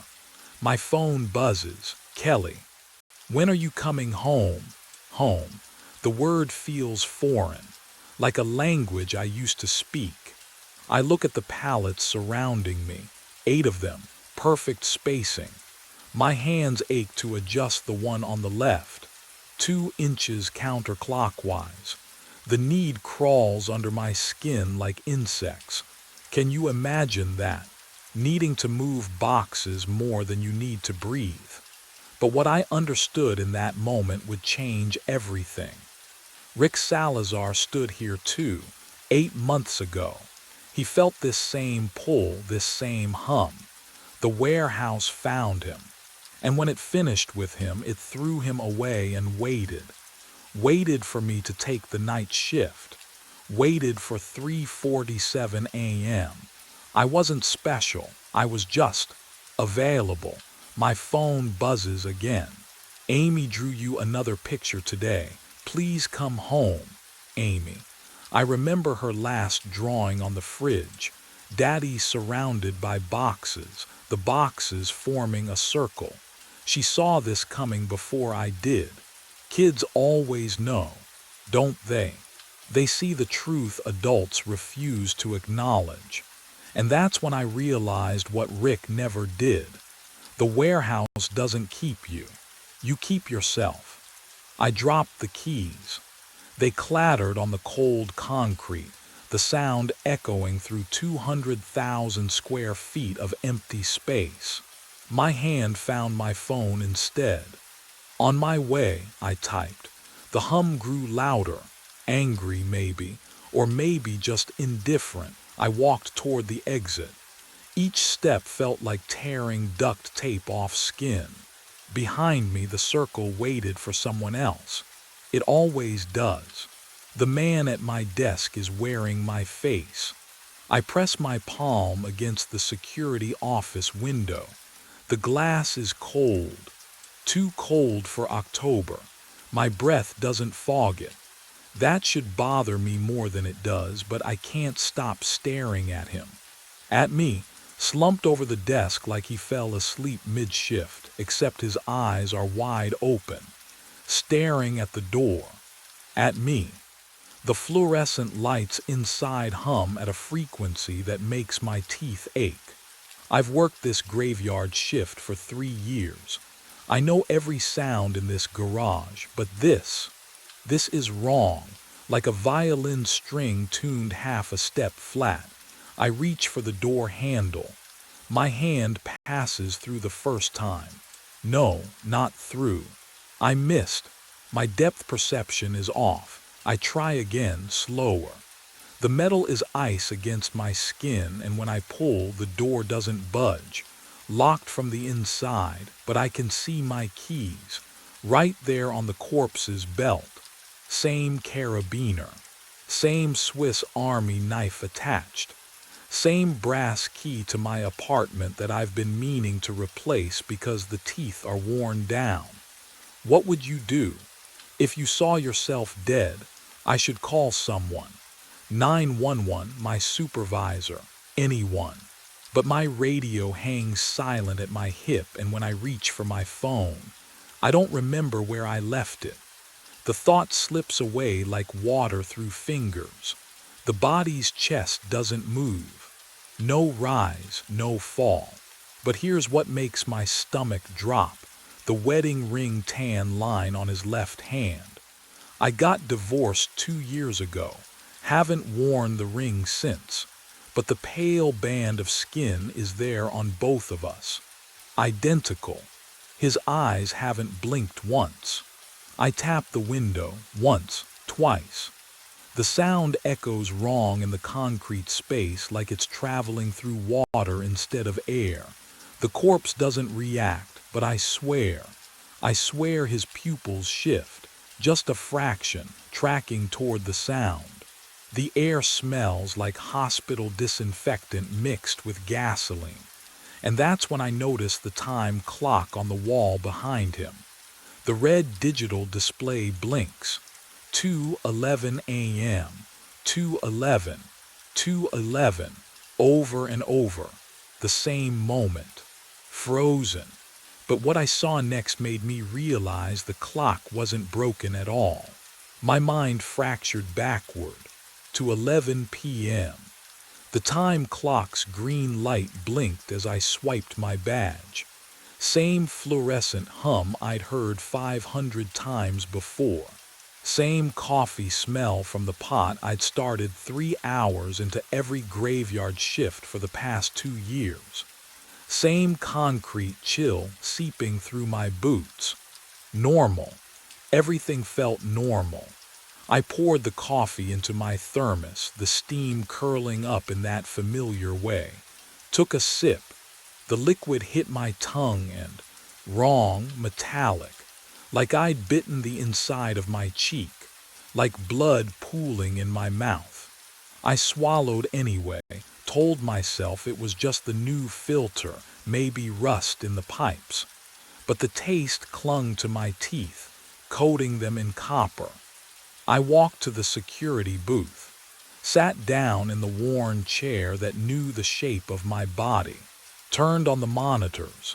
6 screens flickered to life, showing empty parking levels in grainy black and white, except Level 1, Camera 3, my booth. The chair sat empty. The thermos rested on the desk. I could see the steam rising from it, but no one sat there. I looked down at my hands on the desk. Solid. Real. The wedding ring tan line pale against my skin. I looked back at the monitor. Still empty. Have you ever seen proof you don't exist? Can you imagine that cold drop in your stomach? But I pushed it away. Told myself the camera had a dead zone. Told myself I was sitting in the blind spot. I'd been working too many doubles. Exhaustion playing tricks. The fluorescent lights hummed above me. But the pitch was wrong, too low, like a growl buried in static. I'd never noticed that before. Had it always sounded like that? The coffee taste lingered, metallic, wrong. But what I didn't know yet, what I couldn't have known, was that I'd already been tasting it for hours. I pushed away from the desk. My legs felt solid enough, real enough. The fluorescent hum followed me down the corridor to the elevator. Level 6. The button glowed orange under my finger. The elevator cables groaned overhead, wrong frequency, like violin strings tuned too low. When the doors opened, the air smelled different, sharper. Hospital disinfectant mixed with gasoline. At 1:55 a.m. I heard it. An engine, smooth, expensive. The sound echoed through the concrete in a way that made my teeth ache. A black sedan glided into spot 34. No headlights, just there, the engine cut. Silence pressed against my eardrums. I approached. Slowly, Each footstep seemed to arrive a second before my foot touched ground. The driver's window rolled down. Oh, the face staring back at me was mine. Same stubble pattern. Same scar through the left eyebrow from the bike accident when I was 12. Same jacket I'd worn to work tonight, still hanging in my locker. Can you imagine seeing yourself like that? From the outside. He didn't speak, just extended his hand through the window. Something white dangled from his fingers, a hospital bracelet, plastic. The edges worn, I took it, cold against my palm. Status critical. Patient name Barnett Levi, the numbers blurred, date. Time admission. Check, the doppelganger said. His voice was mine but flatter, drained. Check what? He pointed at my wrist, at my throat. I pressed 2 fingers against my neck, shifted position, pressed harder, tried the other side, nothing. I moved my fingers to my wrist, searching for the familiar flutter beneath skin. Nothing. No pulse. No heartbeat. No rhythm at all. But what I didn't understand yet was that this moment right here had already happened before. I stumbled backward, hand pressed against silent ribs. The sedan driver watched me with dead eyes, my eyes. Then I heard the footsteps, echoing from stairwell B, slow, deliberate. The metal door shrieked open, and another me stepped onto level 6. Same uniform, same confused expression. He froze when he saw us. No, he whispered. No, I just clocked in at 11. You're not real. The fluorescent lights above flickered, casting our shadows in triplicate. Have you ever seen yourself from the outside? It's worse than any mirror. I could see the exhaustion carved into his face, into my face. Before I could speak, the elevator chimed behind me. The doors slid open. 2 more. 2 more versions of me stumbled out, blinking against the sickly yellow light. The garage air shifted, suddenly thick with the sharp chemical bite of hospital disinfectant mixed with oil and concrete dust. It coated my throat, made me gag. This is wrong, one of them said. His voice cracked. I collapsed at 8 p.m. In the office, I felt it. The rupture. Shut up, the stairwell version snapped. I arrived at 11, your hallucinations, brain damage, oxygen deprivation. But what they said next made everything worse. The one from the sedan spoke, calm and cold. We've had this conversation before, all of us. You'll remember soon. I pressed my palm against the concrete pillar. It felt wrong, too warm. Pulse-like vibrations throbbed beneath the surface, rhythmic and wet. The clocks on every level began ticking backward. 2:11 became 2:10, then 2:09. No, I breathed. No, that's not. All 4 of them turned to me in perfect unison. Their mouths moved together, words synchronized. We're dying, they said as one voice, and we can't stop it from happening again. That's when I heard more footsteps, descending from every stairwell, every shadow. I ran, away from the footsteps, away from myself. The security office door swung open under my weight, monitors glowing cold blue in the darkness. Static hissed from every speaker, a sound like breathing through water. I grabbed the desk chair, pulled myself close to the screens. 8 monitors, 8 angles of the garage, all showing me. The first screen flickered, and I saw it. 8 p.m. The office. A version of me slumped at this very desk, body convulsing, fingers clawing at the keyboard. My mouth stretched open too wide, jaw dislocated, and foam bubbled pink at the corners. The wedding ring tan line on my left hand caught the fluorescent light as my arm spasmed. Once, twice, then nothing, just stillness. Eyes staring at nothing. Can you imagine watching yourself die? I pressed my palm against the cold monitor screen. The glass felt warm, wrong, like touching skin instead of plastic. But what I saw next made everything worse. Monitor 2 showed 11 p.m., the garage entrance. I walked through the door, alive, alert, carrying my thermos. I waved at the camera, clocked in, smiled. Both timelines. Oh God, both timelines were playing simultaneously. On monitor 3, a version of me wandered level 3, checking tire pressure with trembling hands. Monitor 4 showed another me standing motionless by the elevator on level 5, staring at the doors. Monitor 5 captured me sprinting down stairwell B, mouth open like I was screaming, though no sound played through the speakers. 5 versions, 5 different levels, all wearing the same uniform. All me. The timestamp in the corner of every screen blinked red. 2:11 a.m. Then reset. 2:11 a.m. Reset. 2:11 a.m.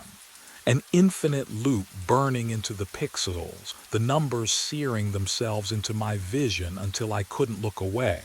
The disinfectant smell grew stronger, hospital thick, choking.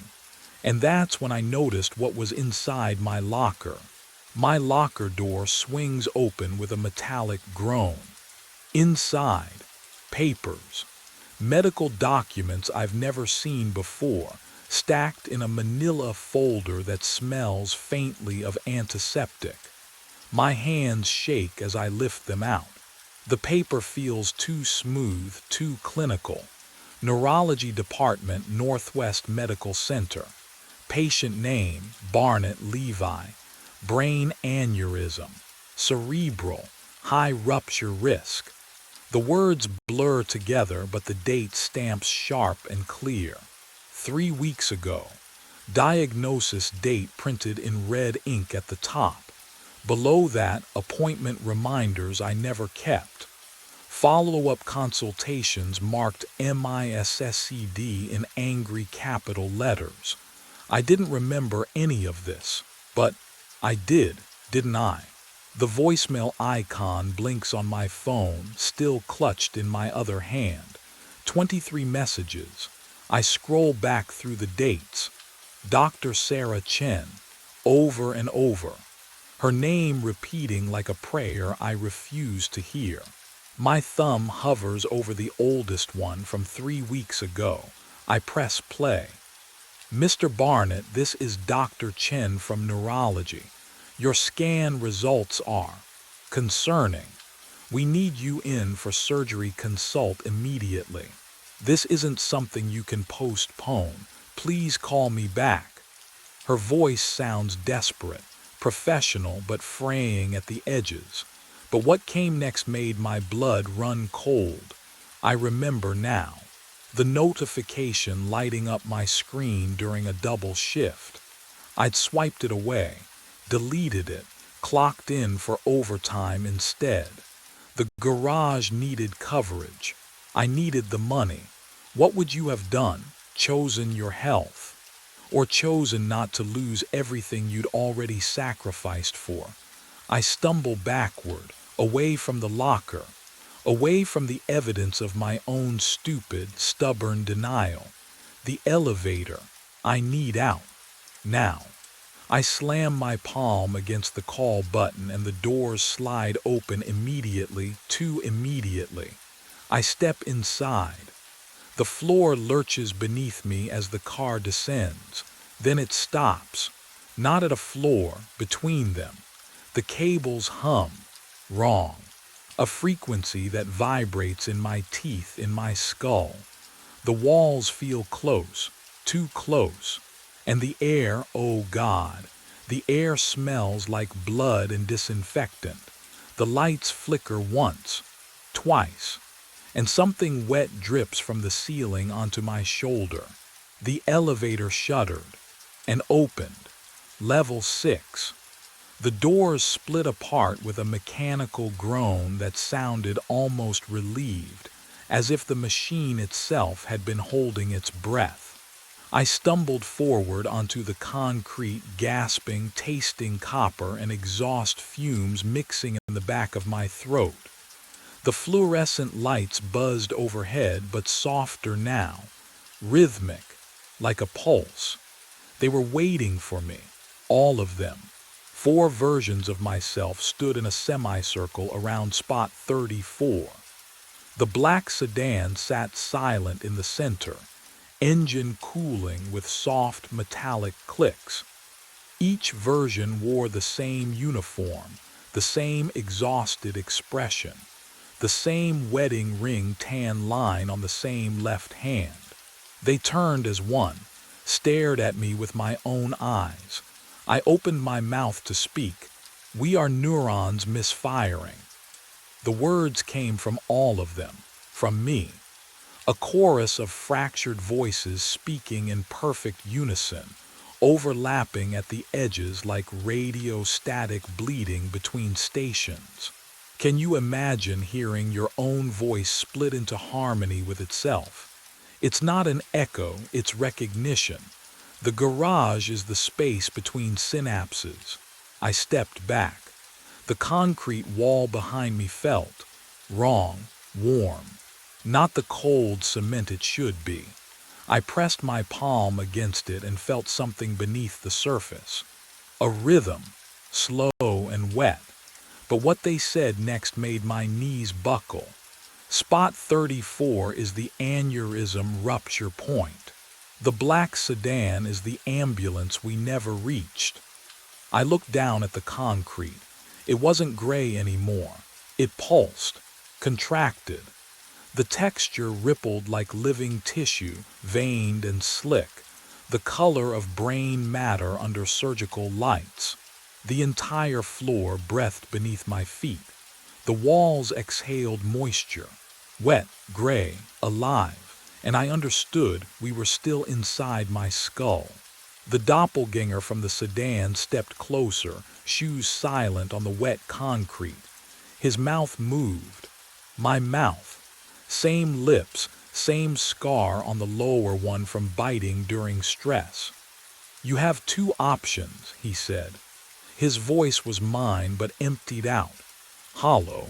I couldn't breathe, didn't need to, I realized. My chest hadn't moved in. How long? Accept it, he continued. Clock out. Let the darkness come. He gestured toward the elevator where the time clock glowed faint red. Or refuse, loop forever, park at 1:55 a.m., drive in circles until synapses stop firing completely. That's not a choice, I whispered. It's the only one workaholics get. Headlights flared behind him. I flinched. More cars materialized across level 6, engines idling in unison, a low mechanical breathing that filled the space. Sedans, subs, a rusted pickup. Drivers sat motionless behind steering wheels, faces pale in the dashboard glow, watching, all of them watching me. The smell hit next. Gasoline mixed with that hospital disinfectant stench. Sterile. Wrong. Who are they? I asked, though part of me already knew. Attendants who couldn't leave, refused the clock, chose the loop. But the real horror hadn't fully surfaced yet. I stepped toward the black sedan. A piece of paper fluttered under the windshield wiper, trapped against cold glass. My fingers trembled as I pulled it free. The paper felt thin, fragile, like it might disintegrate. The handwriting was hurried, desperate. Don't stay. I did. I'm still here. Maya Tours, still here, present tense. I scanned the cars again, searching faces in the dim light. Third row. A woman in a day shift uniform, hands frozen on the wheel, eyes open but unseeing. Her name tag caught the fluorescent glare. Maya. Can you imagine? Realizing your eternity is a parking spot, a timestamp, a loop you chose because letting go felt worse than staying. She's been here 8 months, the doppelganger said quietly. She thinks it's still her first night. My pulse should have spiked. Would have if I'd had one. The terror sat cold in my non-existent chest, spreading like frost. And that's when I understood what the choice really meant. I walked back to spot 34. The painted lines glowed under the fluorescent wash, brighter than they should have been. My boots scraped concrete that smelled wrong. Not just oil and exhaust, but something clinical. Antiseptic. Like they'd tried to scrub away something permanent. The doppelganger followed. Silent, I knelt, pressed my palm flat against the cold surface. The concrete was darker here, stained.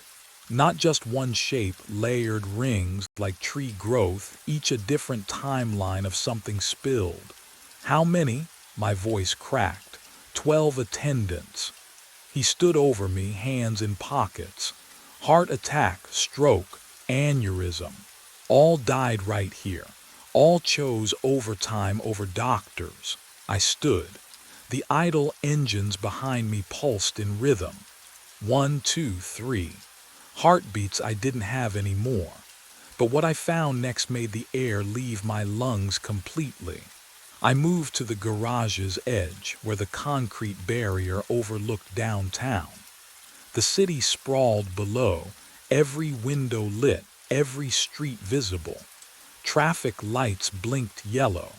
A woman stood on the corner, arm raised to hail a cab. A cyclist leaned forward mid-pedal. None of them moved. Not a single person, not one car. How long? I whispered. Since 2:11 a.m., the doppelganger said. When your aneurysm ruptured, when you collapsed in the office. The world kept going, but not for you. I gripped the barrier. The metal bit into my palms, cold, real, solid. I clocked in at 11, I said. I walked through the door, I was breathing. No, his voice was gentle, pitying. You were already gone. The fluorescent lights hummed lower, deeper. The sound crawled inside my skull. And that's when I understood what the time clock had really been counting down to all along. The time clock hums against the wall. 2:11 a.m. blinks red. Over and over, I stand there.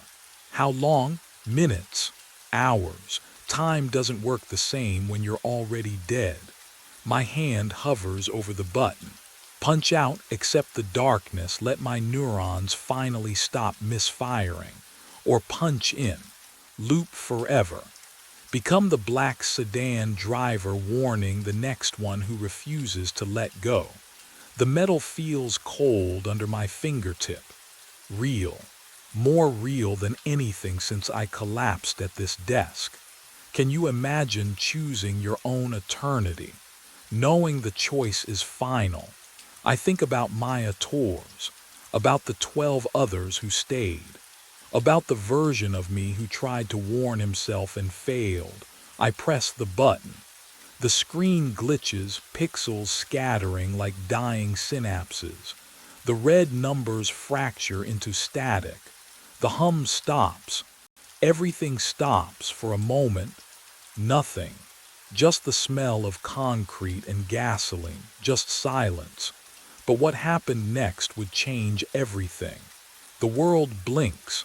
And when it comes back, 1:55 a.m., I'm sitting behind the wheel of a black sedan. The leather smells like hospital disinfectant. My hands rest on the steering wheel, Fingers I can't feel wrapped around something solid. The engine idles with a low purr that vibrates through the seat. Through the windshield, I see the security booth. Level 6, spot 34. The fluorescent lights flicker above. In the distance, footsteps echo. Someone's walking toward their shift, toward the time clock that's counting down to 2:11. I don't move, I just wait. The footsteps grow louder, closer. A figure appears at the edge of the concrete pillar. Young, tired, wearing the same uniform I wore, the same badge. They glance at my car. Our eyes meet through the glass. I reach for the window button, and I wonder if they'll listen. The dashboard clock flickers to 3:13 a.m. I sit frozen in my truck, engine idling, watching a man in groundskeeper uniform cross Oak Ridge Cemetery. The green glow from the dash lights my trembling hands. Cold air seeps through the cracked window, carrying the smell of wet earth and rotting oak leaves. He carries white lilies. My breath fogs the windshield. I wipe it with my sleeve. The figure moves between headstones with purpose, deliberate, unhurried. The October darkness swallows most of him, but I catch pieces. Dark uniform, broad shoulders, something wrong with his gait. He limps. My ACL throbs in response, that phantom ache I've carried for 2 years. The same hitch in the left leg, the same compensating lean. Can you imagine watching yourself from 40 yards away? The coffee in my cup has gone cold. I don't remember buying coffee. The truck's heater rattles, but I'm shivering anyway. The man passes beneath the one working lamppost, and for 3 seconds, yellow light catches him full on. Oak Ridge Cemetery maintenance uniform. Stitched name on the chest. My name. But what froze the blood in my veins were the boots. Steel-toed Carolinas. Left one with the scuff mark from the shed door. Right one with the replaced laces, brown instead of black because I'd run out. I'm looking at my boots, walking away from me. The figure reaches section D and kneels beside a grave I know too well, though I've never understood why I know it. The dashboard clock flickers again, still 3:13. He turns his head and looks directly at my truck. The memory surfaces like cold water. 3 weeks earlier, the cemetery had felt ordinary. Morning rounds at 6:30, my breath fogging in October air, boots crunching through grass still silver with dew. Section D, row 12. The same route I'd walked every day for 8 months. That's when I saw them. White lilies, fresh, arranged carefully against Margaret Hartwell's headstone. I stopped mid-step. The flowers were pristine, petals still closed tight, stems wrapped in brown paper that hadn't softened from moisture. No wilting, no browning at the edges. They couldn't have been there more than an hour. But no one visits this grave. I know because I checked the logs. Margaret Hartwell died in 1987. No family listed. No flowers in decades. Her section sits in the far corner where the old-growth oaks block out the morning sun, where visitors never wander. The grass around her stone had gone to seed years before I started working here. I crouched down, my bad knee protesting. The dew soaked through my uniform pants, cold, immediate. I reached for the flowers and my fingertips brushed the headstone. Warm. Can you imagine? Stone that should have been ice cold in October dawn, warm like skin. I pulled my hand back, looked around. The cemetery stretched empty in all directions.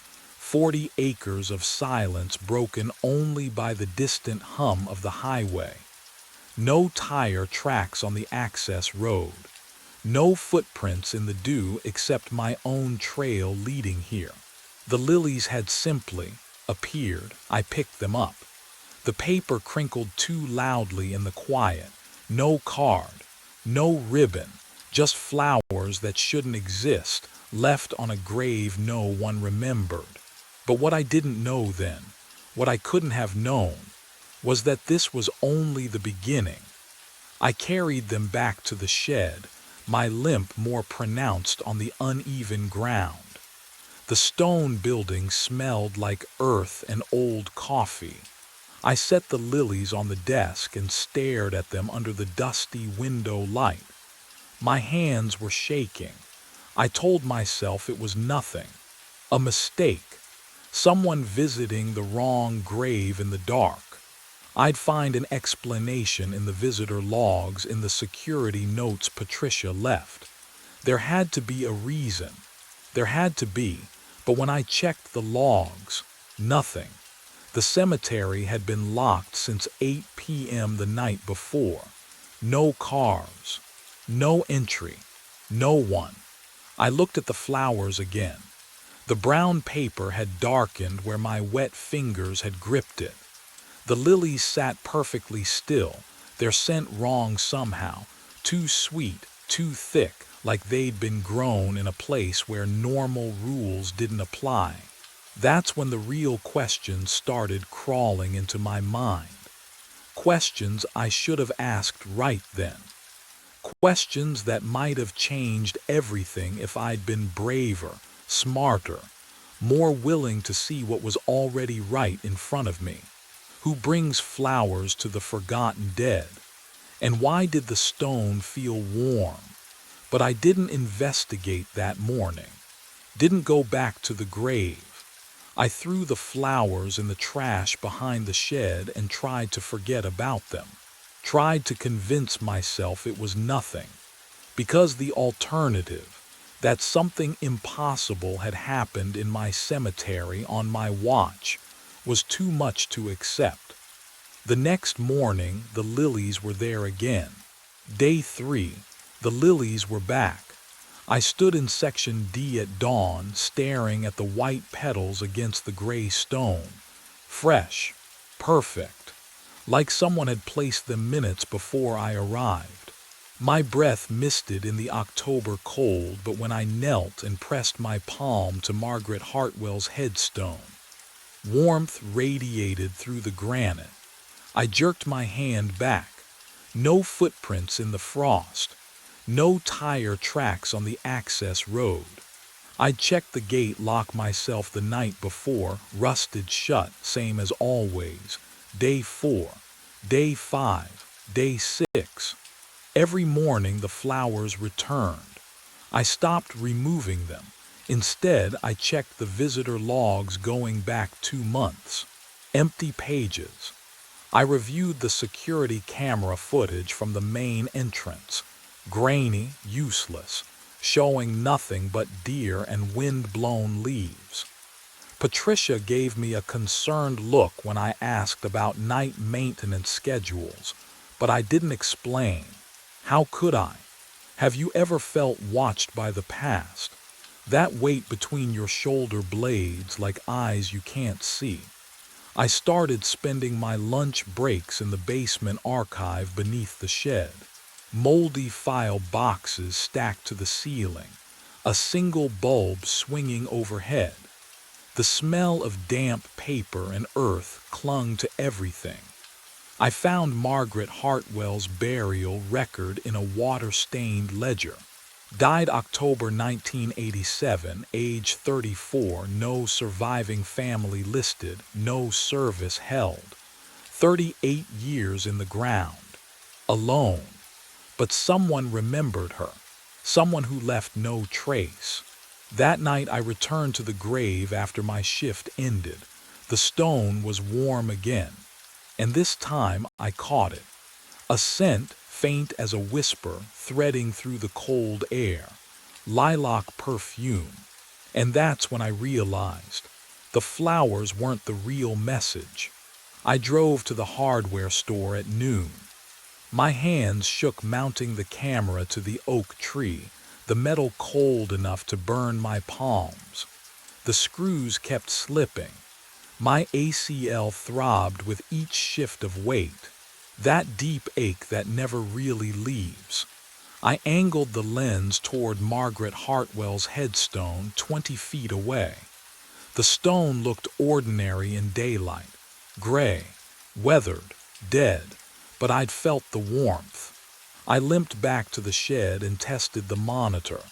Grainy black and white feed, motion activated, battery backup, professional enough. Patricia would fire me if she knew I was doing this, wasting equipment on. What? A hunch. Can you blame someone for needing proof? That night I sat in the shed's break room, watching the small screen glow in the darkness. Cold coffee in a chipped mug. The smell of earth and mildew pressed close. The cemetery outside my window was silent, perfectly silent. No wind, no animals, just nothing. 1 a.m., 2 a.m. My breathing filled the room, but it sounded wrong somehow. Delayed, like an echo arriving before the original sound. I checked the monitor every 30 seconds. The grave sat empty in infrared glow. White lilies from this morning still rested against the stone. I'd left them there on purpose. A test. 2:45 a.m. My eyelids grew heavy. The coffee had gone room temperature an hour ago. Maybe this was stupid. Maybe I was losing it, sitting here in the dark, watching a dead woman's grave like some kind of. But what I didn't know yet was that the camera had already been watching me. 3:14 a.m. Movement detected. The monitor chimed. I lurched forward, knocking the mug to the floor. On screen, a figure crossed the frame, walking toward the grave, limping, wearing my uniform. I hit rewind. The footage jerked backward, the figure retreating from the grave in stuttered steps. My finger trembled on the mouse. Play again. 3:14 a.m. The man appeared at the edge of the frame, limping. That same hitch in his right leg I'd carried since the ACL tear. The one that made me drag my boot through mud. He walked closer, closer. I paused the feed, zoomed in. The uniform was mine, dark green, frayed at the collar. But that wasn't. I leaned into the monitor until my nose nearly touched the screen. There, stitched above the chest pocket. Miller, my name. Have you ever seen your own face where it shouldn't be?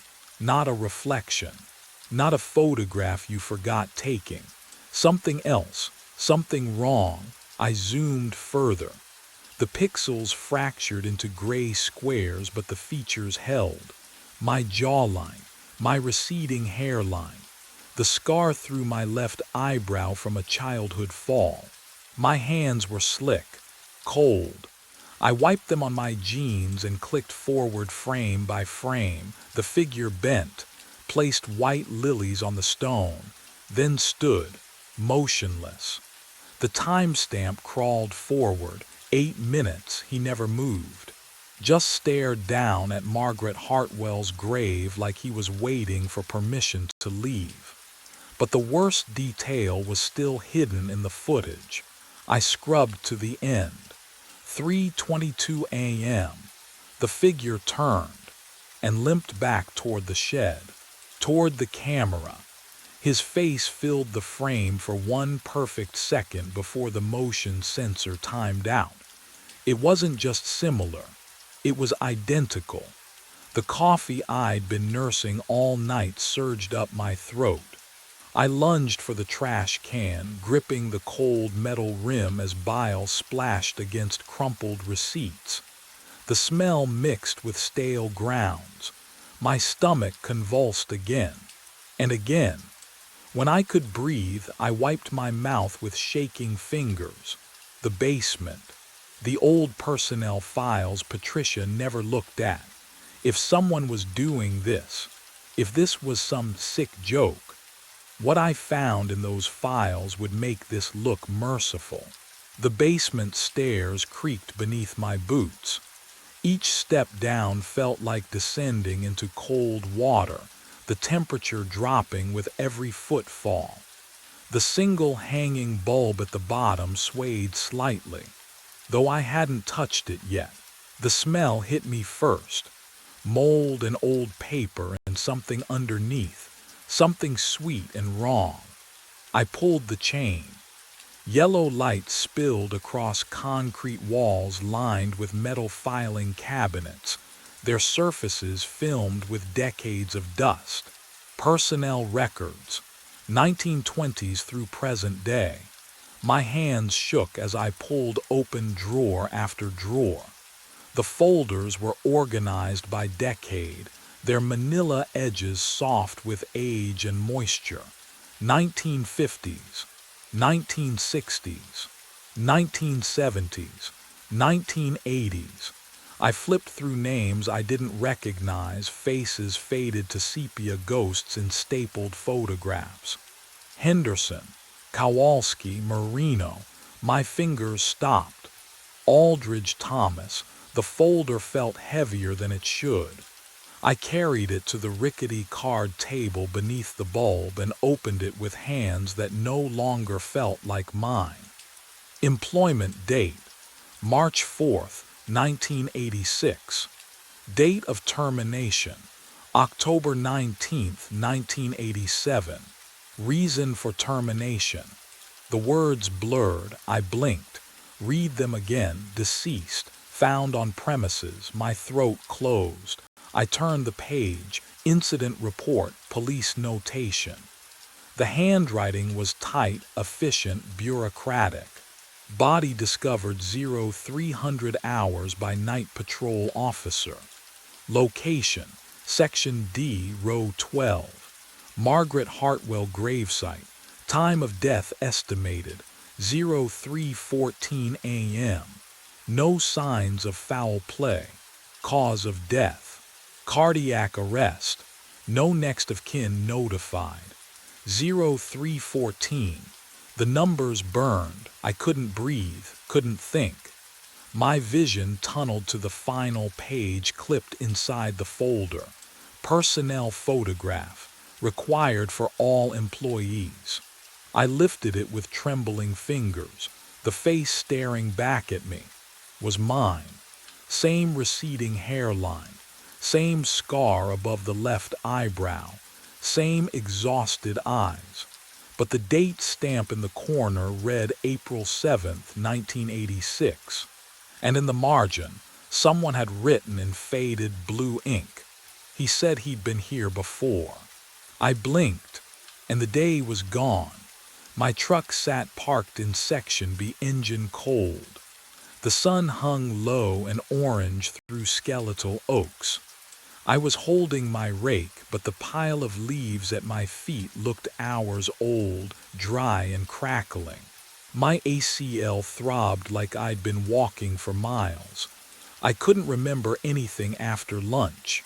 Panic crawled up my throat. Can you imagine losing 6 hours of your life, not sleeping through them, not forgetting them, just gone? I checked my phone, 4:17 p.m. The last thing I remembered was eating a sandwich in the shed at 11:30. I drove back to the office, hands shaking on the wheel. The heater blasted, but I couldn't get warm. That's when the smell hit me. Lilac, sweet and cloying like standing inside a funeral home cooler. It filled the cab thick enough to taste. There were no flowers in my truck. The next morning it happened again. I was trimming hedges near the south fence, and then I was standing at Margaret Hartwell's grave with pruning shears still in my hand. No memory of the walk. No sense of time passing, just a blank space where my mind should have been. The headstone felt warm under my palm despite the October cold. But what terrified me most wasn't the missing time. That evening, I stood at the shed window washing my hands. The water ran rust-brown from the pump. My reflection stared back, hollow-eyed and pale, and behind me, oh God, behind my left shoulder another face, same features, same uniform, watching me with eyes that didn't blink. I spun around, empty shed, just tools and dust and silence. The lilac smell intensified until my eyes watered, and somewhere in the gathering dark, I heard footsteps that matched my limp. One heavy, one light, one heavy, one light, walking toward me through rows of graves I couldn't see. I spread the files across the shed floor. Thomas Aldridge's personnel record, my own, side by side in the dust. The dates matched, not similar, identical. Thomas tore his ACL in April 1986. Spring maintenance accident, mower rolled on uneven ground. I tore mine April 2023.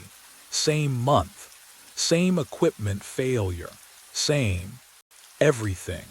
My hands shook as I flipped through his medical leave forms. The paper felt cold. Wrong. 8 weeks recovery for both of us. 8 weeks before we returned to work, limping changed. Thomas's wife filed for divorce in June 1986. Linda filed against me June 2023. I traced the words with my finger. The complaints were nearly identical. Emotional distance, refusal to communicate, a husband who'd become a stranger. The lilac smell thickened in my throat. I grabbed my own hiring date. October 1st, 2023. Thomas's hiring date. October 1st, 1986. Exactly 37 years apart. Can you imagine discovering you're not living your own life? That every choice you thought you made, someone made before you. My breath came in short gasps. The shed walls pressed closer. I counted backwards from the dates. Thomas died November 4th, 1987. 1 year and 34 days after he started, I pulled out my phone. The screen glowed harsh in the darkness. November 3rd, 2024. Tomorrow. 1 year. 34 days. The pattern was perfect. Every injury, every loss, every lonely night in this cemetery. I wasn't replacing Thomas Aldridge. I was him, living his life again, step by step, moment by moment. Trapped in a loop I couldn't see until now. But the worst realization was still coming. I stumbled outside. The night air did nothing to clear my head. My boots, the same boots Thomas wore in that photo, crunched on gravel as I walked without thinking. My body knew where to go. Margaret Hartwell's grave. The headstone gleamed under moonlight. I dropped to my knees, pressed my palm against the marble. Warm, always warm. The heat crawled up my arm like something alive. Why? I whispered. The lilac scent wrapped around me, suffocating, sweet. I tried to stand, to walk away. My legs wouldn't move. Not yet, not paralyzed, just waiting, like they knew something I didn't, like they'd done this before and would do it again. I thought about the footage, the figure at 3:14 a.m., same limp, same face. That was me tomorrow night, or tonight. Time didn't work right here anymore. The compulsion started as a whisper in my skull. You have to come back. I shook my head, fought it. My ACL throbbed with phantom pain. You have to bring the flowers. No. The word barely escaped my lips. The whisper became a command, undeniable, absolute. Tonight, 3:14 a.m., you will walk to this grave. I wanted to run, to drive away and never return, to call Patricia, call Linda, call anyone who might pull me out of this nightmare. But my truck keys felt heavy in my pocket, too heavy to lift. My limbs belonged to something else now, something that had been guiding me for months, positioning me, preparing me. The loop was closing, and I couldn't fight what was already written. Because tomorrow night, no, tonight, in just a few hours, I would become the figure on that camera. I would bring the lilies. I would stand at this grave for exactly 8 minutes. And what happened after those 8 minutes? That was the part Thomas's file didn't say. My legs carry me forward without permission. Left foot, right foot. The limp I know by heart, playing out like muscle memory that belongs to someone else. White lilies press cold against my palm. I didn't buy them. Can't remember picking them up. But here they are, real as the gravel crunching beneath my boots. The October air tastes metallic. Wrong. 3:13 a.m. I checked my truck's dashboard before my body pulled me out. But that clock runs 8 minutes fast, always has, which means, oh, I'm late. Section D spreads before me in shadow. The oaks overhead don't move. No wind, just silence thick enough to choke on. My ACL throbs with each step, but I can't stop. Won't stop. Something else steers now. Then I see him, standing at Margaret Hartwell's grave. Same uniform, same posture, same my breath catches. He turns. It's my face staring back at me. Every line, every scar from the divorce I don't talk about. The exhaustion I see each morning in the shed's dusty mirror. All of it, reflected in a man who shouldn't exist. We stand 3 feet apart.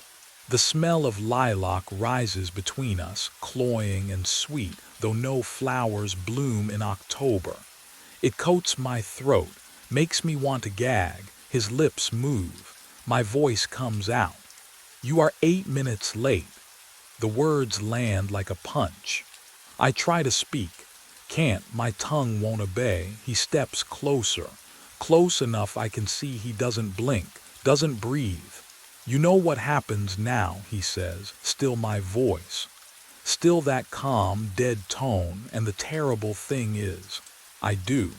But what he whispered next made me understand why Thomas Aldridge never left this place. I step forward, and Thomas steps back. No, not back. Into. The lilies fall from my hand. The smell of lilac erupts around us, suffocating, sweet as rot. His cold fingers brush mine, my own fingers, and the touch burns like frostbite. My ACL throbs, his throbs, same leg, same scar, same everything. 8 minutes, he whispers. Always 8 minutes. The grave beneath our feet pulses warmth through my boots. 3:14 plus 8 equals 3:22. The dashboard clock in my truck, always 8 minutes fast. The engine still running somewhere behind me in the dark. I can hear it idling, faint and distant like a heartbeat fading. We are merging. Can you imagine what that feels like? His memories pour into mine, standing at this grave in 1987, finding flowers he didn't leave, installing his own camera, discovering his own face in files. The loop doesn't repeat. It layers.